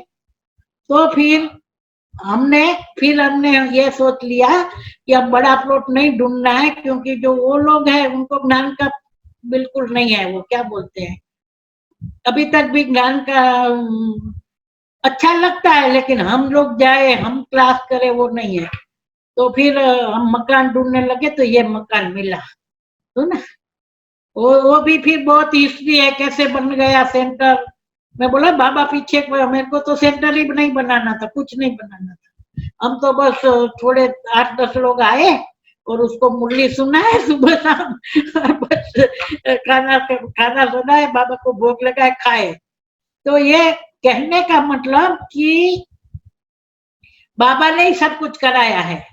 तो ये मकान मिल गया, फिर ये प्लॉट मिल गया, फिर इतना बड़ा मकान बन गया। हमने जब मकान लिया था तो राम गोपाल भाई बहुत बोलते थे, ऊपर बना लो, ऊपर बना लो, यहाँ कन्याओं का हॉस्टल खोल दो। यहाँ राम गोपाल भाई की भी 3 कन्या थी, फिर दिनेश भाई की 2 थी, बहुत सारी 8-10 छोटी छोटी कन्याएं थी। ठाकुर भाई की, वो डांस करती है, वो 2 कन्याएं थी। इधर हॉस्टल खोल दो। मैं बोला मेरे को कुछ नहीं करना है, बड़ा बनाना ही नहीं है, मेरे तो छोटा बहुत है, एक कमरे में लोग आते हैं, उसको सुनाना है। पर बाबा को सेंटर बनाना था, आप देख रहे हो इतना बड़ा बना दिया बाबा ने, कैसे करके पता नहीं कैसे बनाया, वो तो बाबा जानता है। ऊपर बैठा बैठा क्या बोलता है, कठपुतली की तरह हमको क्या काम कराता है मालूम नहीं है, सुना। तो अभी तो 7 बज गया है। फिर दादियों के साथ का भी तो अभी बहुत सारा बाकी है। बाबा के साथ का भी है। हाँ, चंद्रमणि सुनाओ थोड़ी टाइम। हाँ सुनाओ सुनाओ चंपा बहन, घड़ी तो आगे चल रही है, आप सुनाओ। घड़ी तो मेरी 8 मिनट आगे है। 6:30 हुए हैं, सुनाओ 6:30 हुए हैं। सुनाओ सुनाओ। 6:30 नहीं हुआ है, इतना नहीं हुआ है। 6:30 हुए, आपकी घड़ी आगे है, आप सुनाओ। 8 मिनट आगे है मेरी घड़ी, ये पता है मेरे। इतना पक्का हिसाब मत रखो, आप सुनाओ। तो क्या है, फिर तो बाबा को मिलते रहे। बाबा तो बार बार, एक बार मेरे माथे पर हाथ फिरा के बोले आप तो बाबा के 100 पीस हो। ऐसे हाथ फिराया, ऐसे माथे पर, कैसे पता नहीं। तो मेरे को योग करना नहीं आता है, लेकिन वो बाबा की बातों, और डॉक्टर को क्या है, फोटोग्राफी का बहुत शौक था, लेकिन बाबा के ज्ञान में है तो एक फोटो नहीं लिया है। वो बाबा के मिलने का और कोई फोटो नहीं, खाली स्मृति में है कि बाबा ने ऐसे हाथ फिराया, तुम 100 पीस हो। फिर एक बार बाबा ने बोला सोना तो बन गए, अब अंदर नंग जड़ाने आई हो। ऐसे ऐसे बाबा बहुत, मतलब जब भी जाते थे वरदान देते रहे। हाँ, फिर बाबा, हम लोग कहते हैं बाबा को क्या पता, बाबा तो अव्यक्त है, अभी हमको नहीं जानते ब्रह्मा बाबा। तो एक बार क्या हुआ, वो उस टाइम क्या है, पार्टियां मिलती थी, मतलब मुरली सुनी, उसके बाद बड़ौदा मिलेगा। तिलक राज भाई बता रहे थे ना, तो बड़ौदा का वाला आया। तो भाई जो टीचर होती थी ना, तो वो बाबा के साथ ही संगली पर बैठती थी और परिचय देती थी। दूसरी बहन टोली देती थी वहां मधुबन की, कभी सीलू बहन है, कभी मोहिनी बहन है, बाबा को टोली देते रहते थे। तो निरंजना बेन राजबेन थे, तो ये बाबा माता है कारेली बाग की, ये माता है, भाई है कारेली बाग का। क्योंकि काली बाग का जैसे अभी कमला नगर का कैसा हरा भरा पाठशाला है, तो कारेली बाग की भी पाठशाला ऐसे हरी भरी थी। नहीं तो कोई कोई पाठशाला में तो 2 लोग 3 लोग मुरली सुनते हैं, वो भी पाठशाला होती है। तो सबको मिल रहे थे, माता है, ये युगल है। तो बाबा इतना बोला, अच्छा वहाँ कौन क्लास कराता है? चंपा क्लास कराती है। तो मैं तो आज भी जो कहती हूँ, तो मेरे को खुशी में मैं से नाच उठती हूँ कि बाबा को मेरा नाम भी पता है, ब्रह्मा बाबा और शिव बाबा। अच्छा, वहाँ चंपा क्लास कराती है। फिर एक बार बाबा का भी ध्यान था पाठशाला में, तो एक बार संदेह यहाँ आई, बाबा चक्कर लगाने आते हैं, यहाँ पाठशाला में बाबा चक्कर लगाता है। और एक बार क्या हुआ कि भाई सेंटर वाले तो ऐसे कहे ना, पाठशाला वाले पीछे मिलेंगे, पहले सेंटर वाले मिलेंगे। तो वैसे हम लोग का तो हमेशा पहला नंबर रहता था। तो हम खड़े हुए, पहले युगल युगल की लाइन लगा दिया, पहले युगल मिलेंगे। तो पहले जयंत भाई चंपा बेन, तो बाबा ने तुरंत बोला, बच्ची तुम्हारी पाठशाला का क्या हुआ? बाबा बोलते हैं, सुना? तो हमने बोला बाबा पाठशाला के 20 लोग आए हैं। तो बाबा कहे सबको उठाओ। तो वो जो प्रोग्राम बना था ना कि पहले सेंटर के युगल मिलेंगे, फिर पाठशाला वालों तो छेले मिलेंगे, उसके बदले बाबा ने सबको उठा दिया, पहले मिला दिया। फिर जैसे जैसे आगे बढ़ते गए, वो तो कहानियां तो बहुत, कहानी तो सुना हो तो बहुत है। आपके मम्मी को तो मेरी, हम जाते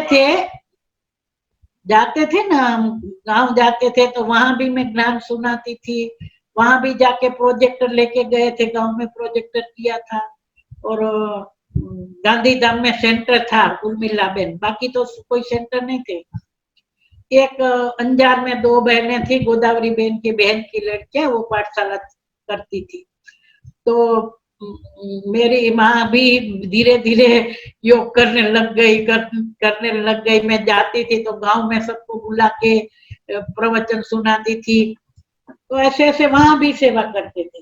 फिर धीरे धीरे वो, फिर बाद में तो, उसके पहले तो हमारे ससुर जी ने हमारी माँ बाप को बोला कि पहले तो कोई जयंत भाई अकेला अकेला योग करता था, फिर तो घर में आ गया सब। तो बोला तुम अपनी बेटी को ब्रह्मा कुमारी में से निकालो और मैं मेरे बेटे को निकालो। मैं तुम्हारी बेटी को कुछ नहीं, क्योंकि मेरे को बहुत प्यार करते थे, इसको बहुत डांटते थे, चंपा को तुम बाहर घुमाने नहीं ला जाते हो, पिक्चर नहीं ले जाते हो, इसको कुछ ले नहीं देते हो, सुना? ऐसे ऐसे इमोशनल करते थे। तो उस टाइम जैसे ऐसे लगे कि यही मेरे है, ये तो मेरा दुश्मन है, ऐसा लगता था। लगता तो नहीं था, बाबा ने मेरे को कभी ऐसा संकल्प लगने नहीं दिया कि वो उनके तरफ में चली जाऊं। वो मैं बहुत कोशिश करते थे कि जयंत भाई को मैं ज्ञान से निकालूं, बाहर निकालूं, पर वो मेरे तो बाबा ने बुद्धि फेर दिया था, तो कोई होता नहीं था। तो फिर वहां बोला था, फिर मैंने तो मेरी माँ को बोला कि मैंने तुम्हारे को कभी फरियाद किया है कि भाई मैं दुखी हूँ कि ये हूँ कि फलाना हूँ, मेरा हस्बैंड मेरे से बोलता नहीं है, फलाना नहीं है, टिकड़ा नहीं है, तो वो तो किया नहीं है, तो फिर तुमको क्या है। फिर वो भी धीरे धीरे तो बाबा बाबा करने लगी, मतलब इतना नहीं, लेकिन बाबा बाबा करने लगी। और फिर उर्मिला बेन कच्छ में जाती थी, वो क्या बोलते हैं, ये एसटी में गवर्नमेंट ने सर्कुलर निकाल था कि रक्षाबंधन बंधाओ, अकस्मात निवारो। तो सभी एसटी डेपो में बहनों को लेके जाते थे, हम भी यहाँ बड़ौदा में जाते थे, अभी तो कोई जाता होगा। तो उर्मिला बेन आती थी तो मेरी माँ को लेके जाती थी, चलो वनीता बेन चलो, और सब लोग उसको वाली बेन, वैसे नाम वाली था लेकिन बम्बई के कारण उसको वनीता बेन, लेकिन लोग वाली वाली ही बोलते थे। तो वाली बेन चलो, वनीता बेन तो साथ में ले जाती थी। वो भी मेरे से सफेद साड़ी मेरे लिए लेके आना, और फिर क्या बोलते हैं, वो वहाँ गांधीधाम जाती थी तो उर्मिला बेन में तो योग करा। उर्मिला बेन जो है ना, उन्होंने निर्वेद भाई को कोर्स कराया। हाँ, उर्मिला बेन बहुत सिंधी, और पहले भट्टी भी कराती थी, बहुत पावरफुल बेन। वो उनकी माता जी थे, दोनों रानी माता, दोनों वहां रहते थे गांधीधाम में। गांधीधाम कच्छ में पहला ही सेंटर था, बहुत पुराना है, अभी तो कच्छ में भी बहुत सेंटर हो गए। तो उनको भी नशा था, वो जाती थी तो मैं योग कराती हूँ, और हमारे परिवार को उसने सबको बता दिया कि जयंत भाई की दृष्टि के सामने योग करना, इधर देखना और उसकी आंख में देखना। तो अभी भी हमारे जो भी आते हैं ना, वो कहते हैं हमको योग तो उनको पता नहीं है, लेकिन दृष्टि दो जयंत भाई को। तो ऐसे ऐसे फिर एक बार ऐसे बोलने लगी कि डॉक्टर तुम्हारे घर में बच्चा आएगा ना, तो मैं दूसरी लड़कियों को बच्चों को दिया है ना, उससे डबल दूंगी। तो शुरू शुरू में तो छोटे होते हैं तो ऐसा हम लोग तो भाई बाल ब्रह्मचारी है, कैसे बच्चे की बात करेंगे, अच्छा नहीं लगता था। लेकिन फिर वो एक दो बार बोली तो मैंने बोला तुम बच्चे बच्चे छोड़ो, और शिव बाबा कोई बच्चा बना के जो देना है दे दो, पूरा देना है तो पूरा दो, आधा देना है तो आधा दो, डबल देना है तो डबल तो नहीं, लेकिन उसने जो बच्चों को दिया जाता है ना, हमारे यहाँ बच्चे के यहाँ बच्चा होता है, सबके यहाँ सिस्टम है, कपड़ा लत्ता, फिर छोटे छोटे वो क्या हाथ का, पांव का कंदोरा, पांव के वरिये, कंदोरे, अंगूठी, लात, घुघरा, सब ऐसे, मतलब सारा। वो साल ज्योति तेरे को पता है लीला चंदा की शादी हुई तब कौन से साल में हुई? जिनको पता होगा, मेरे को साल पता नहीं है। तो मेरी दो बहनें जुड़वा है, उनकी शादी थी, तो मैं वहां गई, और उस टाइम भट्टी चलती थी भाइयों की, तो मैंने दादी से छुट्टी लिया और मैं वहां, हम गए मेरे माँ बाप को लेकर। उसके पहले भी वो एक बार वहां गए, वहां एक परिवार था बम्बई का, उन्होंने वहां वागल वेलफेयर हॉस्पिटल बनाई, वो लोग इंजीनियर थे, तो वो लोग वहां गए थे, तो मेरे माँ बाप को वो लोग माउंट आबू लेके गए थे, बाबा को मिलाने भी लेके गए, तो एक बार मिल के आए थे। तो दोबारा फिर ये बाबा को देने के लिए हम गए, तो वो भी कितना, बाबा को जब मिले तो बाबा ने बोला तुम श्रवण कुमारी हो, माँ बाप को सच्ची यात्रा कराई। तो झुमका ऐसे, तो बाबा को क्या है, बाबा को ऐसे करा के दिया, सुना, घुघरा, चांदी का घुघरा, ग्लास, फिर चेन एक पहनाया, अंगूठी, तो बाकी सब चांदी का था, कंदोरा बंदोरा वो तो नहीं, हाथ में पहनाया, पाँव सब, पाँव में तो कैसे पहनाएंगे, पाँव का भी हाथ में पहना दिया, हाथ का भी हाथ में पहना दिया, बाबा को चेन पहना दिया सब। और मेरी माँ को वो कच्छ का चलन था, कोरी होती थी, चांदी का सिक्का 5 कोरी, तो मेरे मामा नहीं थे, दो बहने ही है, तो सारा उनकी माँ का जो था वो पांचिया उसके पास आया था। तो हम सभी बहनों को उसने 7-7 पांचिया दिए, बाकी उसके पास पड़े थे। तो उसने क्या किया, तेरे भाई को नहीं बताना। हम पिताजी को भाई बोलते थे। तो भाई लोगों का क्या होता है, इतना बहुत हो गया, अब चेन दे दिया, विटी दे दिया, अंगूठा बहुत हो गया, तेरे भाई को नहीं बताना। ये जो मैं पांचिया है ना, तो वो मैं बाबा को देंगी और ऐसे खकड़ा ऐसे ऐसे करूंगी, हाथ में लेके नहीं वो करते हैं। अभी बाबा के पास गए तो शुद्ध बुद्धि भूल गए सब, क्या करना। वो बाबा को पहनाया। एक उस टाइम है ना, एक सेठी भाई था बेंगलोर का, तो वो भी आया था, हमारे पीछे उसका नंबर था। तो वो स्टेज ऊपर ओम शांति भवन की स्टेज पर उसके पास कैमरा था। तो हमने बोला सेठी भाई हमारा फोटो निकाल देना ने। तो उसने हमारा फोटो निकाला। वो एक फोटो है यादगार। तो बाबा ने वो भूल गए। बाबा के पास तो क्या है, स्टेज पर जाते थे ना, तिलकराज भाई आप भी गए हो ना, स्टेज पर जाते थे तो शुद्ध बुद्धि भूल जाते थे कि कहाँ है बाबा, क्या बोल रहे हैं। वरदान बाबा दे रहे हैं, लेकिन इतना खुशी का पारा चढ़ जाता था तो वरदान ही दूसरे को बोलते थे कि हमारा वरदान तुम याद रखना, क्योंकि हम तो बाबा के सामने वो क्या हो गए, कुछ नहीं जैसे। तो बाबा को वो रह गया, ऐसे ही रह गया। और उन दिनों में मधुबन में सभी का पैसा नहीं लिया जाता था, क्योंकि बाबा के यज्ञ में सच्चाई से कमाया हुआ पैसा, भले थोड़ा, लेकिन सच्चाई वाला पैसा चाहिए। इतना वो पैसा नहीं चाहिए, तो किसी का लेते भी नहीं थे। बाबा के बच्चे बने, सच्चाई सफाई पर चले, धारणाओं में चले, तब उसका पैसा यूज होता। तो बाबा 3 बार बोले स्वीकार, क्योंकि वो खकड़ा ना भूल गया उसका। बाबा 3 बार बोले स्वीकार हो गया, स्वीकार हो गया, स्वीकार हो गया। तो मतलब इतनी खुशी होती है कि बाबा ने स्वीकार कर लिया। और उसके स्वरूप मतलब बाबा को तो थोड़ा दिया, और भी मेरे को भी जो दिया था शादी में मेरे ससुर के, वो भी मैंने तो उनके नाम से लगा दिया, डायरेक्ट नहीं तो इनडायरेक्ट लगा।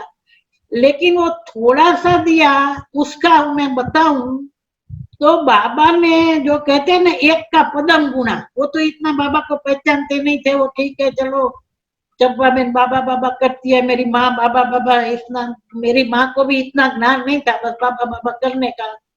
और सत्संग में जाती थी, हमारे गांव में सत्संग, तो यहाँ से प्रदर्शनी और मुरलियां वो भेजती थी, तो ये पढ़ो, तो बोले ये तुम्हें तो हमको समझ में नहीं पड़ता है, तुम्हारी बेटी आए तो करना। तो ऐसे हमको, पर बाबा ने लास्ट जन्म में हमको इतना सोना दिया, क्योंकि हमारे दादी थी ना, वो सोना ही खरीदती थी, इतना सोना खरीदती थी। और कराची की फैशन मुसलमान की, इतने बड़े बड़े जेवर, इतने बड़े बड़े, आप देखो तो बाद में वो सोना जो था, हमको 10 भाई बहन और एक मेरी फूफी, वो फूफी को तो 40 तोला दिया, लेकिन हमको सबको 20-20 तोला सोना घर में से निकाल के दिया। तो इतना सा दिया था, हा? वो ज्यादा बाबा को नहीं दिया था। लेकिन वो 84वें जन्म में भी बाबा ने इतना कहा। आप सोचो, हम जो तन मन धन से सेवा बाबा की करते हैं, तो सतयुग में हमको क्या मिलेगा। जो बाबा बोलते हैं ना, अक्की 4 धन, और क्या बोलते हैं, सोने के महल, उसमें हीरे जड़ा, गरीब के पास भी अक्की 4 होगा। तो वो क्या है, हम संगम युग में जो बीज बोते हैं, संगम युग हमारा बीज बोने का समय है। जितना तन मन धन समय शक्ति थोड़ा भी करते हैं तो उसका पदम गुना। तो हम तो अपने को भाग्यवान समझते हैं कि लास्ट जन्म में भी, ये 84वां हमारा जन्म है, बाबा ने हमको दुनिया के हिसाब से बहुत दिया है, बहुत दिया है। हम खा नहीं सके इतना दिया है। और बाबा हमारे से सेवा भी अपनी रीति से करा रहा है, जो भी हम कर रहे हैं। भले हम अभी बाबा को, अभी हम बाबा के अंदर निश्चय है, लेकिन इतना निश्चय जो बाबा को हमने अभी तक पूरा पहचाना भी नहीं है कि बाबा भगवान है, और हमको उसको पहचान रहे हैं अभी तो। पर जितना जितना पहचानते जाते हैं, उतना उसके ऊपर बलिहार जाते हैं या न्योछावर जाते, इतना पूरा पहचाना नहीं है। नहीं तो भगवान कहे कि तुम्हारे अभी देखो ये कोरोना वायरस है, हा? लास्ट में मोती ऊपर खड़ा है ना, तो हमको क्या करना है? उतना बाबा को पहचानने का, योग करने का, उससे शक्ति लेने का। और वो तो उनका तो खजाना, स्थूल खजाना तो है नहीं, स्थूल तो फिर बाद में मिलता है, लेकिन अभी तो हमको संगम युग में वो जो सूक्ष्म खजाने हैं, ज्ञान का सागर, प्रेम का सागर, सुख शांति का सागर है, तो हमें वो स्वरूप बनना है। और अभी हमको टाइम है, नहीं तो काम में टाइम ही नहीं होता है। क्लास कराया, मुरली सुनाई, बैठने का तो टाइम। और मैं तो बताऊं, मेरे पीछे तो काम ही पड़ा है बचपन से लेकर। आपको हंसी आएगी माँ को 10 छोरा, 10 ढोला गाय भैंस और 10 मेहमान रोज के, तो काम से काम ही करते रहे। इधर भी आए तो काम ही करते रहे, अभी भी काम करते रहते हैं। हमारे पास कोई है नहीं ना? कोई है मिनेश भाई? हमको बुला लो। बोलो भी बहने कहे करने, देखो बाकी कोई है नहीं हमारे पास, अभी भी काम पीछे ही पड़ा है। तो वो भी कर्म करते, भी हम बाबा की सेवा में है। बाबा से हम क्या बोलते हैं? हम तो वही कहते, काम करते हैं तो बाबा तेरी भंडारे की सेवा करते हैं। ये भंडारे की बात आई ना, घड़ी में देख रही हूँ भाई। कोई बात नहीं, आगे आगे सुनाओ ना, सबको बोलो ना, सबको टाइम है। हाँ है, क्योंकि सुनो है? चंपा बहन, ये हाँ, चंपा बहन ये हजारों तक जाना है, इसलिए सुनाओ, क्योंकि हजारों तक ये जाएगा ना वीडियो। नहीं अभी ये टाइम फिर 7:30 हो गया, सबको अपना खाना भी। लेकिन ये मौका भी दोबारा नहीं मिलेगा, वो तो जिसको लेट होता होगा चला जाएगा। आप सुना दो। अच्छा, ये भंडारे की बात आई ना, तो क्या हुआ कि वो 72 की साल होगी, 72 की। तो उन दोनों में मधुबन में छोटा सा भंडारा था, जो अभी टेलीफोन एक्सचेंज था ना, उधर ही थोड़ा सा छोटा था, किचन था। वो खाली भोली दादी और 2-4 लोग खाना बनाते थे, तो 200-250 का मान खाना बनता होगा। लेकिन जब पार्टी को जाना है, तो दिन में पार्टी में जब भंडारे का खाना खत्म हो जाए, तो दिन में जब चूल्हा खाली हो, तो जाने वाले को फिर अपने रास्ते का भोजन बनाना, जो भी बनाए, थेपला बनाओ, जो भी वो मटीरियल सब मिलेगा उधर से, लेकिन बनाना। तो हम लोग सूरत से भी बहुत ट्रेनें कोई डायरेक्ट नहीं जाती थी। तो शाम को बाबा मिलन में गए और सुबह में जल्दी जाना था, तो मेरा नंबर, हमारा सूरत का नंबर आया, सूरत सेंटर वाले का। तो लता बेन ने बोला, बाबा इनको पहले मिलना है, क्योंकि इनको भंडारे में जाना है, रास्ते का भोजन बनाने मेरे को। तो बाबा ने क्या बोला पता है? तो बाबा ने तो सुनो, योग में वही करती हूँ कि बाबा ने बोला तथास्तु। तो बाबा बोला, बच्ची भोजन ऐसा बनाओ जो सब तुम्हारे को भोजन को याद करे, ऐसा यादगार बनाओ भोजन, तो फिर तुमको जन्म जन्मांतर खाना नहीं बनाना पड़ेगा। और फिर बाबा ने जवाब दिया, क्यों? क्योंकि तुम राजा बनेंगे। तो मेरे को तो तथास्तु है, मैं राजा ताली तो बजाओ। बाबा मेरे को राजा बनाएगा। मेरे को राजा बनने की इच्छा नहीं है, क्योंकि राजा तो उधर बैठा रहता है और प्रजा तो देखो घूमती है। राजा की सवारी निकलती है तो बेचारा हाथी पर बैठता है, प्रजा तो घूमेगी फिरेंगी वो। तो फिर बाबा ने बोला, तुम राजा बनेंगे तो खाना नहीं बनाना पड़ेगा जन्म जन्मांतर। अभी वो भी भगवान की तथास्तु है। तो फिर उसके बाद तो क्या हम छोड़े, हम क्या करें? तो मैं तो बहुत सारी वस्तु, अभी भी मधुबन के जो भाई पुराने मिलते हैं ना, तो चंपा बेन ने पानी पूरी खिलाई, रेगड़ा पेटिस खिलाया, आपको खिलाया नहीं है, लेकिन अभी मेरे से इतना होता नहीं है, लेकिन लॉकडाउन खुलेंगे तो इस बार ऐसा लगता है कि सबको रगड़ा पेटिस खिलाऊं सारे को समझा? तो पानी पूरी, रगड़ा पेटिस वो बना के जो भी, मोहिनी बेन यहाँ बहुत आती थी बड़ौदा में, तो जो भी मैं खाना खाने जाए तो फिर दादी के लिए बनाओ। तो दादियां तो बहुत थोड़ा सा सूक्ष्म खाती है। तो मैं दादी अपने वहाँ जो भी पांडव भवन में जाते हैं ना, तो ईशु बेन के दादी के वहां जाने से बीच में एक छोटा सा रूम है, उसमें एक टेबल और 4 ही लोग बैठ सकते हैं।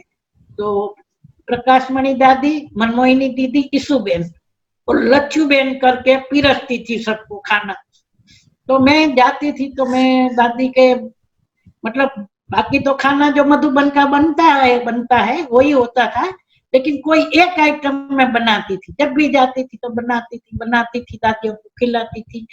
और दादी को भी मैं इतनी प्रिय थी, तो हम तो ऐसे नहीं कि दादी हमको रोज खिलाएगी, लेकिन हम तो खाना खा लेते थे। तो बड़ी दादी बोलती है, चंपा खाना खाना है, खाया? मैं हाँ दादी खाया। दीदी खाया? नहीं अभी फ्रूट खाने आ जा। तो दादियों को खाने के बाद फ्रूट की डिश, तो मैं फ्रूट खाने जाती थी और दादियाँ खाती थी तो मैं जो बना के ले जाती थी, तो दादी मेरे को गिट्टी खिलाते थे, वो खा रहे थे उसमें से खिला देते थे, हम भी प्रेम से खा लेते थे। तो ऐसे ऐसे करके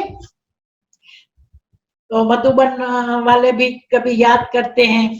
फिर मतलब वो यादगार हुआ कि नहीं, लेकिन फिर दादी ने एक बार बोला कि चंपा बड़ौदा में, ये फिर 75 के बाद की बात है, दादी को मेथी या पादरा में मेथी होती है, मतलब वो एक लल्लू काका आते थे तो भाई तो मेथी सुखा के भेज और टमाटर सुखा के भेज और टमाटर का सॉस बना के भेज।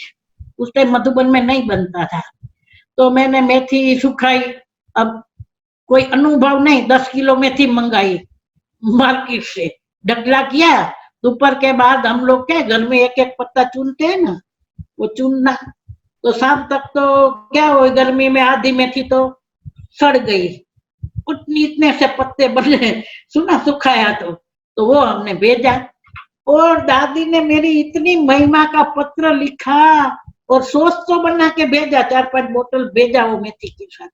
दादी ने इतना लिया, चंपा तुम्हारी मेथी मिली, और इतनी, हाँ हम और लोते तो कहते इतनी मेथी को क्या करेंगे, इतने लोग खाने वाले इतनी मेथी क्या करेंगे, लेकिन दादी की इतनी महानता कि मेरे की महिमा का लेटर लिख दिया दादी कि वो मेथी मिली। सुना, फिर तो हम लोग क्या है सीख गए मेथी का। और जो महाराष्ट्रियन नहीं ना, वो समझते वीड़ी होती है ना, वैसे आती है काटने की। फिर तो 2 वीड़ी लेके आए, और फिर वहां पादरा में जब मेथी का भाव 2 रुपये मण 5 रुपये मण हो जाए तो लल्लू काका भेजते थे ट्रैक्टर भर के। और हमारे भाई बहन भी ऐसे थे ना, रणछोड़ भाई ने, अंबालाल भाई ने, बहुत सारी माताएं, वो सब आ जाते, फोन करो, और वो मेथी कितनी लाएगी वो पता नहीं होता था, क्योंकि जिस दिन भाव डाउन होगा उस दिन वो ट्रैक्टर भर के आएगा। तो हम लोग सब लोग को जरा जरा फोन कर दिया, सब आ जाते थे। अगासियों में हम सुखाते थे मेथी, अगासियों ये आजू पहले विठल नगर में सुखाते थे, फिर इधर ये आजू बाजू में। और 3 दिन मेथी को सुखाने का, और चौथे दिन सारी माताएं सुपड़ा लेके आ जाती थी। वो क्या होता था, डंडिया ली हरी रहती थी, पत्ते सारे ऐसे ऐसे पत्ते झटक जाते थे। तो फिर हम 100 मण मेथी सिका के भेजते थे, 100 मण मेथी, जो 10 किलो भी नहीं हुई थी, पर दादी की महिमा से फिर आ गया कि कैसे उसको करना है। और जब एक बार हम मेथी का लेके गए, मेथी सुखा के, फिर वो दुकान वाले से बोलते थे तुम्हारी बोरिया बिस्तरा खाली है, वो बोरिया देना। भाई बहन के घर में भी अनाज आता था, उसका भी कोथड़ा लेके भरते थे। तो फिर भर के भी रखते थे। तो हमारे रणजीत भाई है, और कलिका बहन डान में आती थी, उसकी मेटाडोर थी। तो रणजीत भाई सामने से ही बोलते थे, चंपा बहन आपको माउंट आबू जाना है तो बस में नहीं जाना, मेटाडोर लेके जाना। तो हम लोग जैसलबेन के मम्मी और जैसलबेन के पापा सामने से ही बोलते थे मेरी मेटाडोर लेके जाओ। और कभी उसको मेटाडोर का काम है तो मेटाडोर हमको छोड़ के आती थी, फिर वापस आके लेने आती थी, लेने को भेजते थे। तो एक बार मैं और तल्लिका बहन और हमारे जयंती भाई है, अभी तो गांव में है राजनगर में, तो वो चलाने वाले। तो हम तो मेटाडोर में वो बोरियां लेके गए माउंट आबू, खाली 2 ही जन और मेथी की भाजी। तो बाबा को मिले, तो बाबा ने बोला बच्ची मतलब दादिया तो बोलती है मेथी, दादी भी हमेशा उद्देश्य से कहती थी देखो जानकी दादी मेरी हमें चंपा को किया है, मेथी सुखा के भेजना। टमाटर, पर टमाटर में मजा नहीं आई, सुखाया लेकिन अच्छा नहीं हुआ, सॉस बना के भेजती थी। तो मेथी, तो बाबा ने बोला कि मेथी तेरे को लाई कि तू मेथी को लाई। अब मैं क्या, मैं तो बाबा के सामने हंसती रहती हूँ। तो फिर बाबा ने तो इतना डिटेल में पूछा, अव्यक्त बाप दादा ना गुलजार दादी के समय, ये 76 की बात है, 76 के बाद की बात है, 77 जो भी होगा। तो बाबा ने पूछा कितनी मेथी है? तो मैंने बोला बाबा 45 मन। मेरे को अभी भी याद है, बाबा ने पूछा था वो क्वेश्चन, कितने की आई? मैं बोला बाबा 1200 रुपये, 1245 की ऐसी आई। कितनी हुई? मैं बोली बाबा 10-12 बोरियां हुई है। क्योंकि दादी को पता था कि जो कसूरी मेथी है ना, वो दादी ने कभी मंगाई होगी, तो सीमेंट की बोरी 600 रुपये की आई। तो दादी ने को तो एकदम था कि चंपा तो कितनी बोरियां मेथी बेचती है वो करने को। और लास्ट में थी हमने ये कहाँ तक भेजी पता है? ये शांतिवन बनने के बाद नहीं भेजी है, क्योंकि अभी कोई काम करने वाला भी नहीं और इतना होता भी नहीं। और उस टाइम तो सब आ जाते थे वो सुपड़े लेकर, जैसे जो खेडूत है ना उसको पता होता है वो तम्बाकू की खरी कैसे निकालते हैं, हम लोग वो निकालते थे। और उसकी मट्टी निकलती थी ना मेथी की भाजी की, वो हम वो गमलों में डालते थे, अपने जो कुंडे होते हैं ना, तो उसमें डालते थे, वो भी वेस्ट नहीं जाने देते थे। तो मेथी का ये बाबा का वो था, मेथी की भाजी वाली।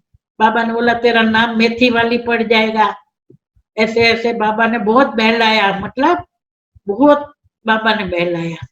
और फिर बाबा की तो बहुत बात है, वो भक्ति मार्ग में बोलते हैं, वो गीत हम गाते हैं, कानूड़ा ने 10 आंगड़िए वेट, कानूड़ा ने काने ते कुंडल सोता तो बोले कि 10 आंगड़िए वेट। तो हमने सारी माताओं को बोला हम बाबा को 10 अंगुलियों में वीटी पहनाएंगे, सुना बाबा को। उस टाइम तो बाबा को पहनाने देते थे सब कुछ, तो सारी माताओं ने एक एक अंगूठी खरीदी। तो उस टाइम तो 500-600 रुपये की मार अंगूठी आती थी। तो सब माताओं ने, हाँ जितनी भी हमारी माताएं थी, सब ने अंगूठी एक एक खरीदी और बाबा को 10 अंगुलियों में पहनाई। तो बाबा भी ऐसे पहन के, जैसे छोटा बच्चा कैसे आश्चर्य से देखता है, वो तो है तो जानी जाननहार, तिलोक का नाथ है, उसको तो अंगूठी की कोई पहनना भी नहीं है। लेकिन हम बच्चों की खुशी के लिए ना, तो बाबा ऐसे, मतलब ऐसा बाबा जैसे देखते हैं, जैसे छोटा बच्चे को कुछ पहनाते, कैसे आश्चर्य होता है। फिर ऐसे हमने बाबा को बेज पहनाया सोने का, दादियों को पहनाया, मतलब ऐसे हम कुछ कुछ उस टाइम करते रहते थे, सुना। और यज्ञ में भी हमारे जो उस टाइम तो इतना नहीं था, तो थोड़ा भी करते थे तो बहुत मतलब उसका होता था, जब जरूरत के टाइम पर हम देते थे। तो अभी देखो बाबा के कार्य में जब जरूरत है तब हम देते हैं, तो उसकी कीमत है। और जरूरियात के बिना जब विनाश होगा, सारे कहते ले लो, तो बाबा कहते मैं लेके क्या करूंगा, तुम्हारा लेके मेरे को वापस देना पड़े एक का पदम गुणा। जब जरूरत है तब देने से। तो उस टाइम यज्ञ में इतना इकोनॉमी अभी जितना है उतना नहीं था। दिनेश भाई कभी कभी बोलते हैं कि उस टाइम दिव्यता थी और अभी भव्यता है। और आप जो सभी बहनों का सुन रहे हो, वो जो बाबा के ज्ञान में आए हैं, जिसको 50 साल 60 साल 70, वो सब ने भव्यता नहीं देखी है। वो छोटे छोटे सेंटर, एक ही रूम में सेंटर, कोई क्या करेंगे क्या खाएंगे उसका भी पता नहीं, और फिर बाबा में झुकाया है। वो भक्ति में गाते नैया झुकावी में तो जो जे डूबी जाए ना।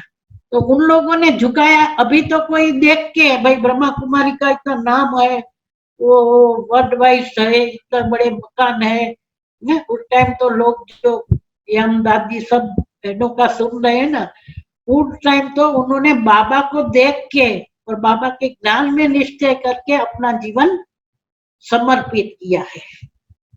तो और तो अभी तो सुनाऊंगी तो किस्से कहानियां तो ऐसे ऐसे बहुत है, मिलते रहे दादियों को। फिर चंद्रमणि दादी को, तो चंद्रमणि दादी को तो रह गई। चंद्रमणि दादी हमारी मेरे को बहुत प्यार करती थी, बहुत प्यार करती थी। और ऐसे अमित चंद भाई और सब, उनको क्या पता है ये देखो इसने डॉक्टर को सहयोग दिया, इसने डॉक्टर को सहयोग दिया, इतना प्यार करे कि बात मत पूछो। खास यहाँ आए। और यहाँ बड़ौदा में आए तो खास मेरे को चंपा के घर में तो जाना ही है। मेरे पास फोटो है 2-4, तो जाना ही है, जाना है। पीछे तो बहुत हमारे मनोज भाई निकले तो बहुत अच्छे अच्छे फोटो निकालते थे, पहले नहीं होते तो बहुत उसने फोटो निकाल के।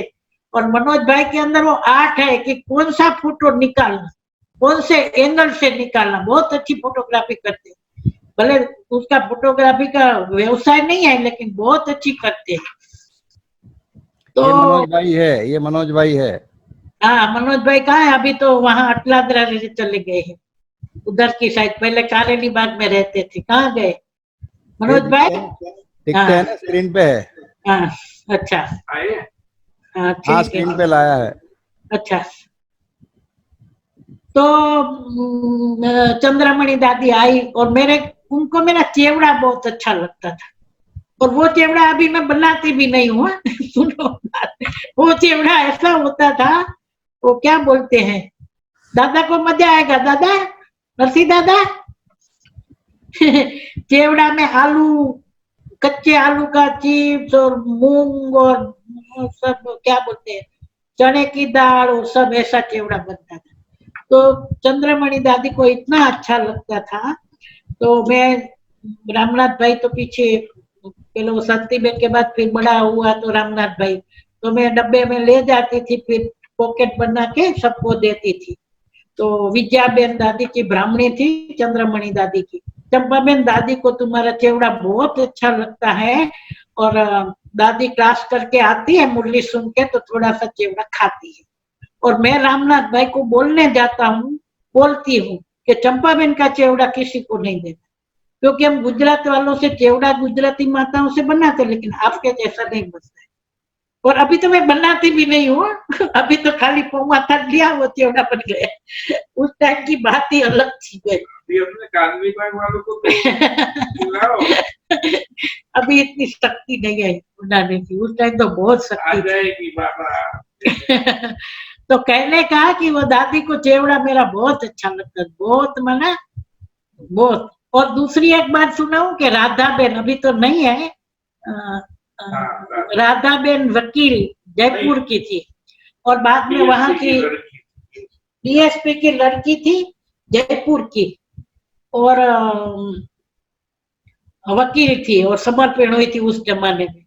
तो हम लोग उस टाइम कोई टीचर का अलग, स्टूडेंट का अलग ऐसा नहीं होता था, एक ही कमरे में सब लोग थे। तो मैंने उसको, हम अपने लिए भी बनाते थे चेवड़ा, तो अपना खाते खाते रूम में होते तो उनको भी दिया। तो उसको भी इतना अच्छा लगा कि चंपा में तुम्हारे जैसा चेवड़ा कोई नहीं बनाता है, गुजराती माताएं तुम्हारे जैसा नहीं बनाती। अब क्या है वो तो मेरे को भी ना मालूम नहीं है, मैं तो खाली नमक मिर्ची खान वो चुन्नी डाल दिया, वो ज्यादा तो नहीं, ऐसे ही डालती हूँ। वो बाबा ने मेरे हाथ में, बाबा को मेरा मशहूर कराना होगा कि सत्युग में मेरे को नहीं खाना बनाना है, इसलिए बाबा सबको क्या बोलता है, अच्छा लगा देता है, बाबा ही कराता है। मैं तो कभी कभी मेरे को बनाते हुए देखते हुए लोग तो कहते इसमें क्या स्वाद आएगा, ये तो ऐसे ही सब डाल रही है, लेकिन बाबा को मेरे को सत्युग में बादशाही देनी है, इसलिए मेरे हाथ से अच्छा बनाता है। तो कोई खाए तो याद करे, सुना? तो कभी खिलाएंगे भी, डॉक्टर बोले खिलाओ, बोल देखेंगे खिलाएंगे क्या करेंगे। सोच तो लेते हैं लेकिन जब करने का आता है तब देखा जाता है। और दादा का तो हमारा रोज झगड़ा होता था, नरसिंह दादा का। वो चेवड़ा थोड़ा सा देते थे तो दादा बोले इतना क्यों दे रहे हो, तो फिर हमने चेवड़ा ही बंद कर दिया कि दादा रोज झगड़ा करते हैं, इतना क्यों देते हो, सुना नरसिंह दादा? तो मिनेश भाई, नरसिंह दादा को इतना चेवड़ा दिया क्योंकि इतने जगहों को देना है तो एक एक चम्मच देंगे, तो नरसिंह दादा कायम झगड़ा करते थे, सुना क्यों इतना दे रहे हो, मेरे को दोबारा दो, ऐसे। तो ये तो सब हंसी मजाक की बातें हैं, अभी उसमें से कौन सी बातें ऊपर डालनी है मिनेश भाई, सबको सुनाने के, तो अपने घर की बात हम सुना रहे हैं सब। जी जी जी। तो ऐसे ऐसे तो बहुत क्या बोलते हैं, ये तो सारी भागवत है। हिमानी बहन तो देखो रोज रविवार को अलग अलग खिलाती है। तो क्या बोलते हैं, बाबा के ज्ञान में पहले तो ये टोली और प्रेम ही था। ये ज्ञान तो अभी बाद में आया है। शुरू शुरू में क्या है, दादियों को जाना, दादियों को मिलना और दादियों के साथ खेलना, दादियों के साथ पिकनिक करना, क्योंकि बाबा तो फिर अव्यक्त हो गए थे। तो दादियों ने भी बहुत पालना दिया, बहुत सबको बाबा का भाषण दिया कि बाबा की कमी न लगे सबको। इतनी दादिया ने दिया पालना कि बात मत तू पूछो। तो एक और बात बताऊं कि जब ब्रह्मा भोजन होता था गुरुवार के दिन, तो अमृत पिलाते थे। अभी विनेश भाई सबको पिलाते हैं, दीदी अमृत पिलाती थी। तो लोग जरा भी क्या है, अभी तो घसमस बहुत कर देते हैं लोग, ऐसे योग युक्त खड़े रहते थे लाइन में, और एक दादी दीदी के गोद में माथा डाल के फिर इसके हाथ रख के अमृत पिलाती थी, और दादी सबको भोग देती थी सामने बैठ के, प्रकाशमणि दादी। तो उनके बाद ब्रह्मा भोजन होता था, ब्रह्म भोग होता था।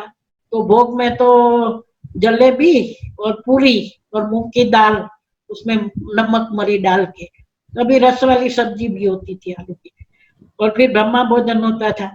तो ब्रह्मा भोजन में तो उस टाइम तो पक्का था सिंधी कढ़ी, मोहनथाल, मूंग, आलू की सब्जी, फिर ये पापड़ पापड़ी कचरी बोलते थे उसको, दही वड़ा, और सारा ये जो हिस्ट्री हॉल है ना, वो 3 लाइनें ऐसे बैठती थी और दादियाँ ऐसे बैठती थी, और फिर सबको पिरोसा जाए।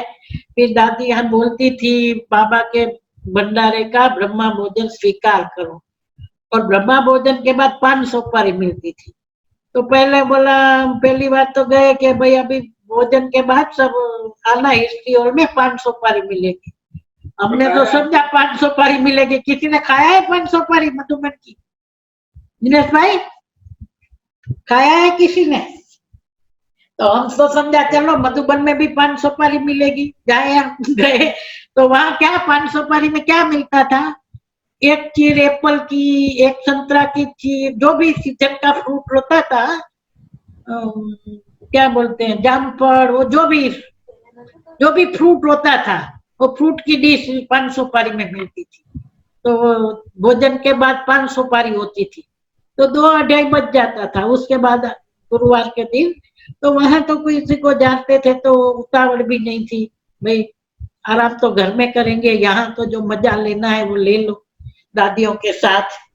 और आपने वो सबका सुना ना, विदाई के टाइम सारे मधुबन के आंगन में खड़े रहते थे, सारी दादियां, कोई तिलक लगाती थी, कोई फूल देती थी, कोई फल देती थी, और एक एक को मिलते थे ऐसे गले, जैसे बेटी की विदाई होती है तो कैसे सब गले मिल मिल के मिलते हैं, ऐसे मिलते थे। और गीत बजता था भगवान तेरे घर का, तो सब लोग रोने लगते थे, आंख से आंसू निकल जाते थे कि अभी हमको यहाँ से नहीं जाना है, भगवान तेरे घर का श्रृंगार जा रहा है। वो भी एक दृश्य देखने लायक होता था बहुत, और उसी में ही बहुत टाइम चला जाता था। गोसुम कमसुम की टोली, मिश्री, बादाम, इलायची।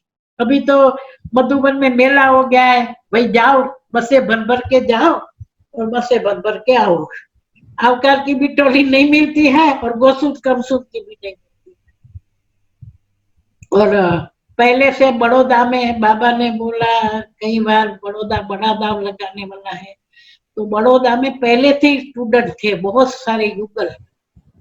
तो एक बार चुगी दीदी 108 की पार्टी लेके गई, तो मधुबन में तो छुगी दीदी का नामाचार हो गया कि छुगी दीदी 108 की पार्टी लेके आई।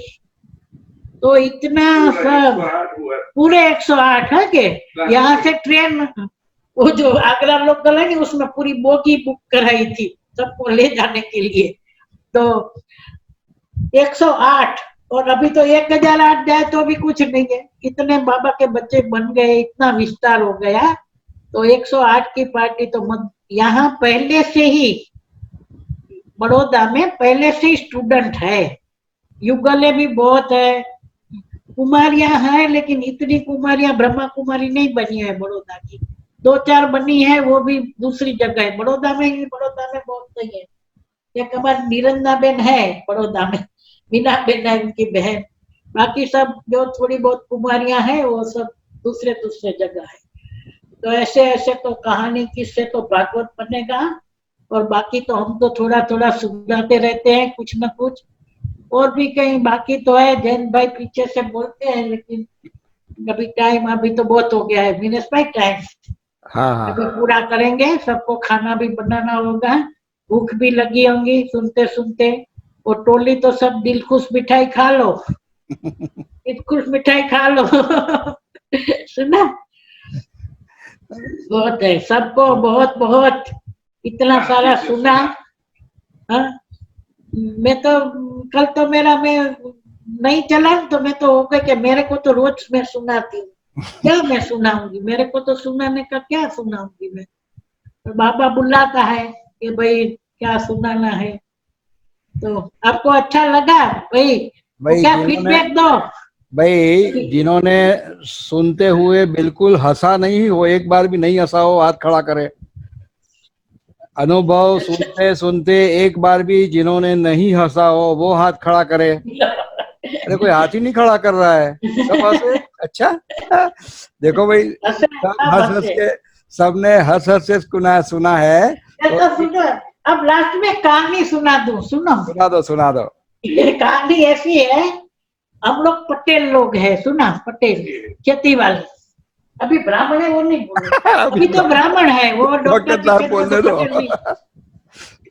तो दादा को भी पता है जो भी पटेल है, तो उनको भक्ति भी नहीं आती है, सुना। वो तो सुबह में जाना है, वो ओरिजिनल पटेल सुबह में उठा और खेत में चले गए, सारा दिन काम किया, बड़द बड़द वो तो पटेल का भक्ति कौन सी होती है, भोथार कोदार भजो, भोथार कोदार भजो। तो पता है आपको वो भोथार कोदार भजो क्या होता है? तो एक पटेल खेरूत, वो खेत में वो हल चला रहा था, वो कुछ कर रहा था काम। तो उसने नारद जी आया, नारायण नारायण। तो भाई पटेल नारद जी को तो पहचान गया कि हाँ भाई भगवान है। तो उसने बोला तुम भगवान की भक्ति करो तो विष्णु भगवान तुमको दर्शन देंगे। तो उसने बोला मैं क्या करूं, मैं तो सुबह से काम करता हूँ। तो बोले काम करते करते कर राधे गोविंद बजो, राधे गोविंद बजो बोलते रहना। तो पटेल तो बेचारा भूल गया काम में। तो उसने तो भोथा है ना, वो क्या भोथा क्या बोलते हैं, जो अनाज उगते उसके बाद नहीं निकालने का होता है कोदारी से। हाँ, अशोक भाई खुश हो रहे हैं। तो वो कोदारी से निकालता था वो। तो सारा दिन राधे गोविंद के बदले भोथार कोदार बजो, भोथार कोदार बजो। तो शाम तक हो गई तो विष्णु भगवान प्रकट हो गए कि मेरे को इसने याद किया, सुना। तो हम भी ऐसे हैं, बाबा के बच्चे हैं भले, लेकिन बहुत आता नहीं है कुछ। वो बाबा को काली वाली भाषा में, मेरे को तो योग करना भी नहीं आता, सच बताती हूँ भले। तो जैसे तैसे बाबा को काला वाला करते हैं, बाबा खाना खा लो, बाबा जल्दी खा लो हमको भूख लगी है, ऐसे ऐसे बोलते हैं बाबा। तो वो भी एक बाबा का। आप सब भाई बहनों ने इतना सुना तो बहुत, हाँ, हमारे तो बहुत सारी यहाँ की माताओं की भी कहानी है। एक एक माता हमारी निकली है ऐसी सेवाधारी, तो गुप्त गोपिकाएं, और कैसे कैसे कारेली बाग का नाम रोशन सबने किया है। और दादी की नजरों में भी है। पहले गीता पाठशाला का उद्घाटन प्रकाशमणि दादी ने किया था, फिर यहाँ ये बड़ा हुआ तो फाउंडेशन जानकी दादी ने डाला, और अभी उद्घाटन तो बहुत सालों के बाद इधर रहने भी आ गए। 10 साल के बाद उद्घाटन रतन मोहिनी दादी ने किया, वो भी हमारा भाग्य है। दादियां इधर आए, और सारी दादियां, मनोहर दादी, रतन मोहिनी दादी, चंद्रमणि दादी, शांतामणि दादी, सारी दादियां और सारे बड़े भाई के हमारा भले छोटा सा है, सब यहाँ आके गए। और अभी भी सब पुराने पुराने मिलते हैं तो याद करते हैं। कितने बहन भाई आए थे। ओके, अभी देखो सुनाने के लिए भी कितने आए, सब देश विदेश से सब सुनाने आते हैं। पुराने पुराने तो पहचानते हैं, नए तो भले हमको भी नहीं पहचानते हैं, फिर भी आते हैं, सब सुनाते हैं, कितना हाँ। अच्छा लगता है। और जो जिन्होंने नहीं सुनाया वो भी सुनते हैं। आज हांगकांग वाले बहन से बात हुआ तो हांगकांग वाली बहन ने भी कहा मैं भी ये प्रोग्राम सुनती हूँ। कल ट्रिनिडेड अच्छा। और टोबैगो वेस्ट इंडीज माना कैरेबियन कंट्री हुआ तो हेमलता अच्छा। बहन से बात हुई तो हेमलता बहन ने भी ट्रिनिडेड से वो बैठ के देखती है, बोले ये भी मैं आपके प्रोग्राम देखती हूँ। तो बहुत अच्छा है, ये सबको खुशी होती है अनुभव का सुन के। और जेसल बहन को शायद कुछ कहना है। हाँ बोलो जेसल बहन बोलो। हेलो। जेसल बेन ये बोलो। चंपाबा ने बताया कि है? मेथी की भाजी करते हाँ। थे, तो हाँ। उसमें हमने और पोलोमी बहन ने भी बहुत किया है। मेथी की वो छत पे सुखाने का, वो छोटो का जो काम रहता था ऊपर नीचे करने का, वो सब अच्छा। मैंने और पोलोमी बहन ने भी किया। अच्छा, आपने भी किया है, बराबर। आपको तो और भूल गए। चंपाबा का खाने की जो बात करते हैं वो सब हमने खाया है, सब सब आइटम चंपाबा ने खिलाई।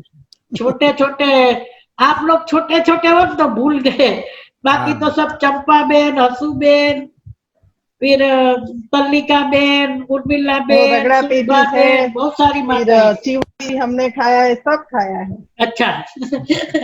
अभी भाई सबको सोलू ना के जो कि हमने બધા ખવડાવજો, તારે બનાવીને ખવડાવવું પડશે જેસલ, તું એ ફાઇન બનાવે છે બધું, તારે બનાવવું પડશે। हाँ, तो अच्छा। ये क्या है, वो घर की बात है, बहुत सारे क्या बोलते हैं। योगिनी बहन को कुछ कहना है। चंपा बहन 1 मिनट। हाँ भाई बोलो। ચંપાબેન પેલા ઊંધિયું ને ઇડલી સંભાર ને બધું બહુ બનાવતા હતા। ઊંધિયું ને ઇડલી સંભાર બનાવતા ઇડલી સંભાર ને બધું બહુ બનાવતા હતા નીચે પાછળ। हाँ, जो क्या है, पहले हम है ना भोग बनाते थे ना, तो शाम को भोग लगाते थे, सुबह में सेंटर पर जाते थे, हमारी पाठशाला थी। तो अभी ये सारे इतने घर के बन गए थे जो यहाँ आते थे ना वो सारे, तो पहले मेरे को पहले आए वो तो चंपा बेन बोलते थे, फिर ये जैसल वगैरह आए तो चंपा मासी बोलते थे, फिर अभी उसके बाद आए तो चंपा माँ बोल रहे हैं। तो मेरा तो पता नहीं क्या क्या, अभी नरसिंह दादा भी चंपा माँ बोले, तो मेरी तो उम्र 100 साल की हो गई अभी। तो नरसिंह दादा कुछ बोल, कुछ कहना है नरसिंह दादा। क्या होता था कि कहते हैं भाई, नरसिंह दादा कुछ बोल, हाँ बोलो। वो नरसिंह दादा हाँ, चंपाबा टॉकेटिव है और हर रोज उनके पास जो बैठ गया तो कुछ ना कुछ बाबा की बातें और अपना वर्नाक्यूलर माना गांव की बातें और निखालस भाव से इतनी बातें करती है और ऐसा खाना खिलाती, चलो मैं आज कुछ खिलाऊं, इसलिए बहुत याद कर रहे हैं हम, अभी याद भी आ रहे हैं। अच्छा, ओम शांति। ये तो मीनास भाई है ना, मीनास भाई ने मेरे को ऑफर किया था, ये खाने खाने की बात निकल रही है, 8 बज गया, खाने का टाइम भी हो गया।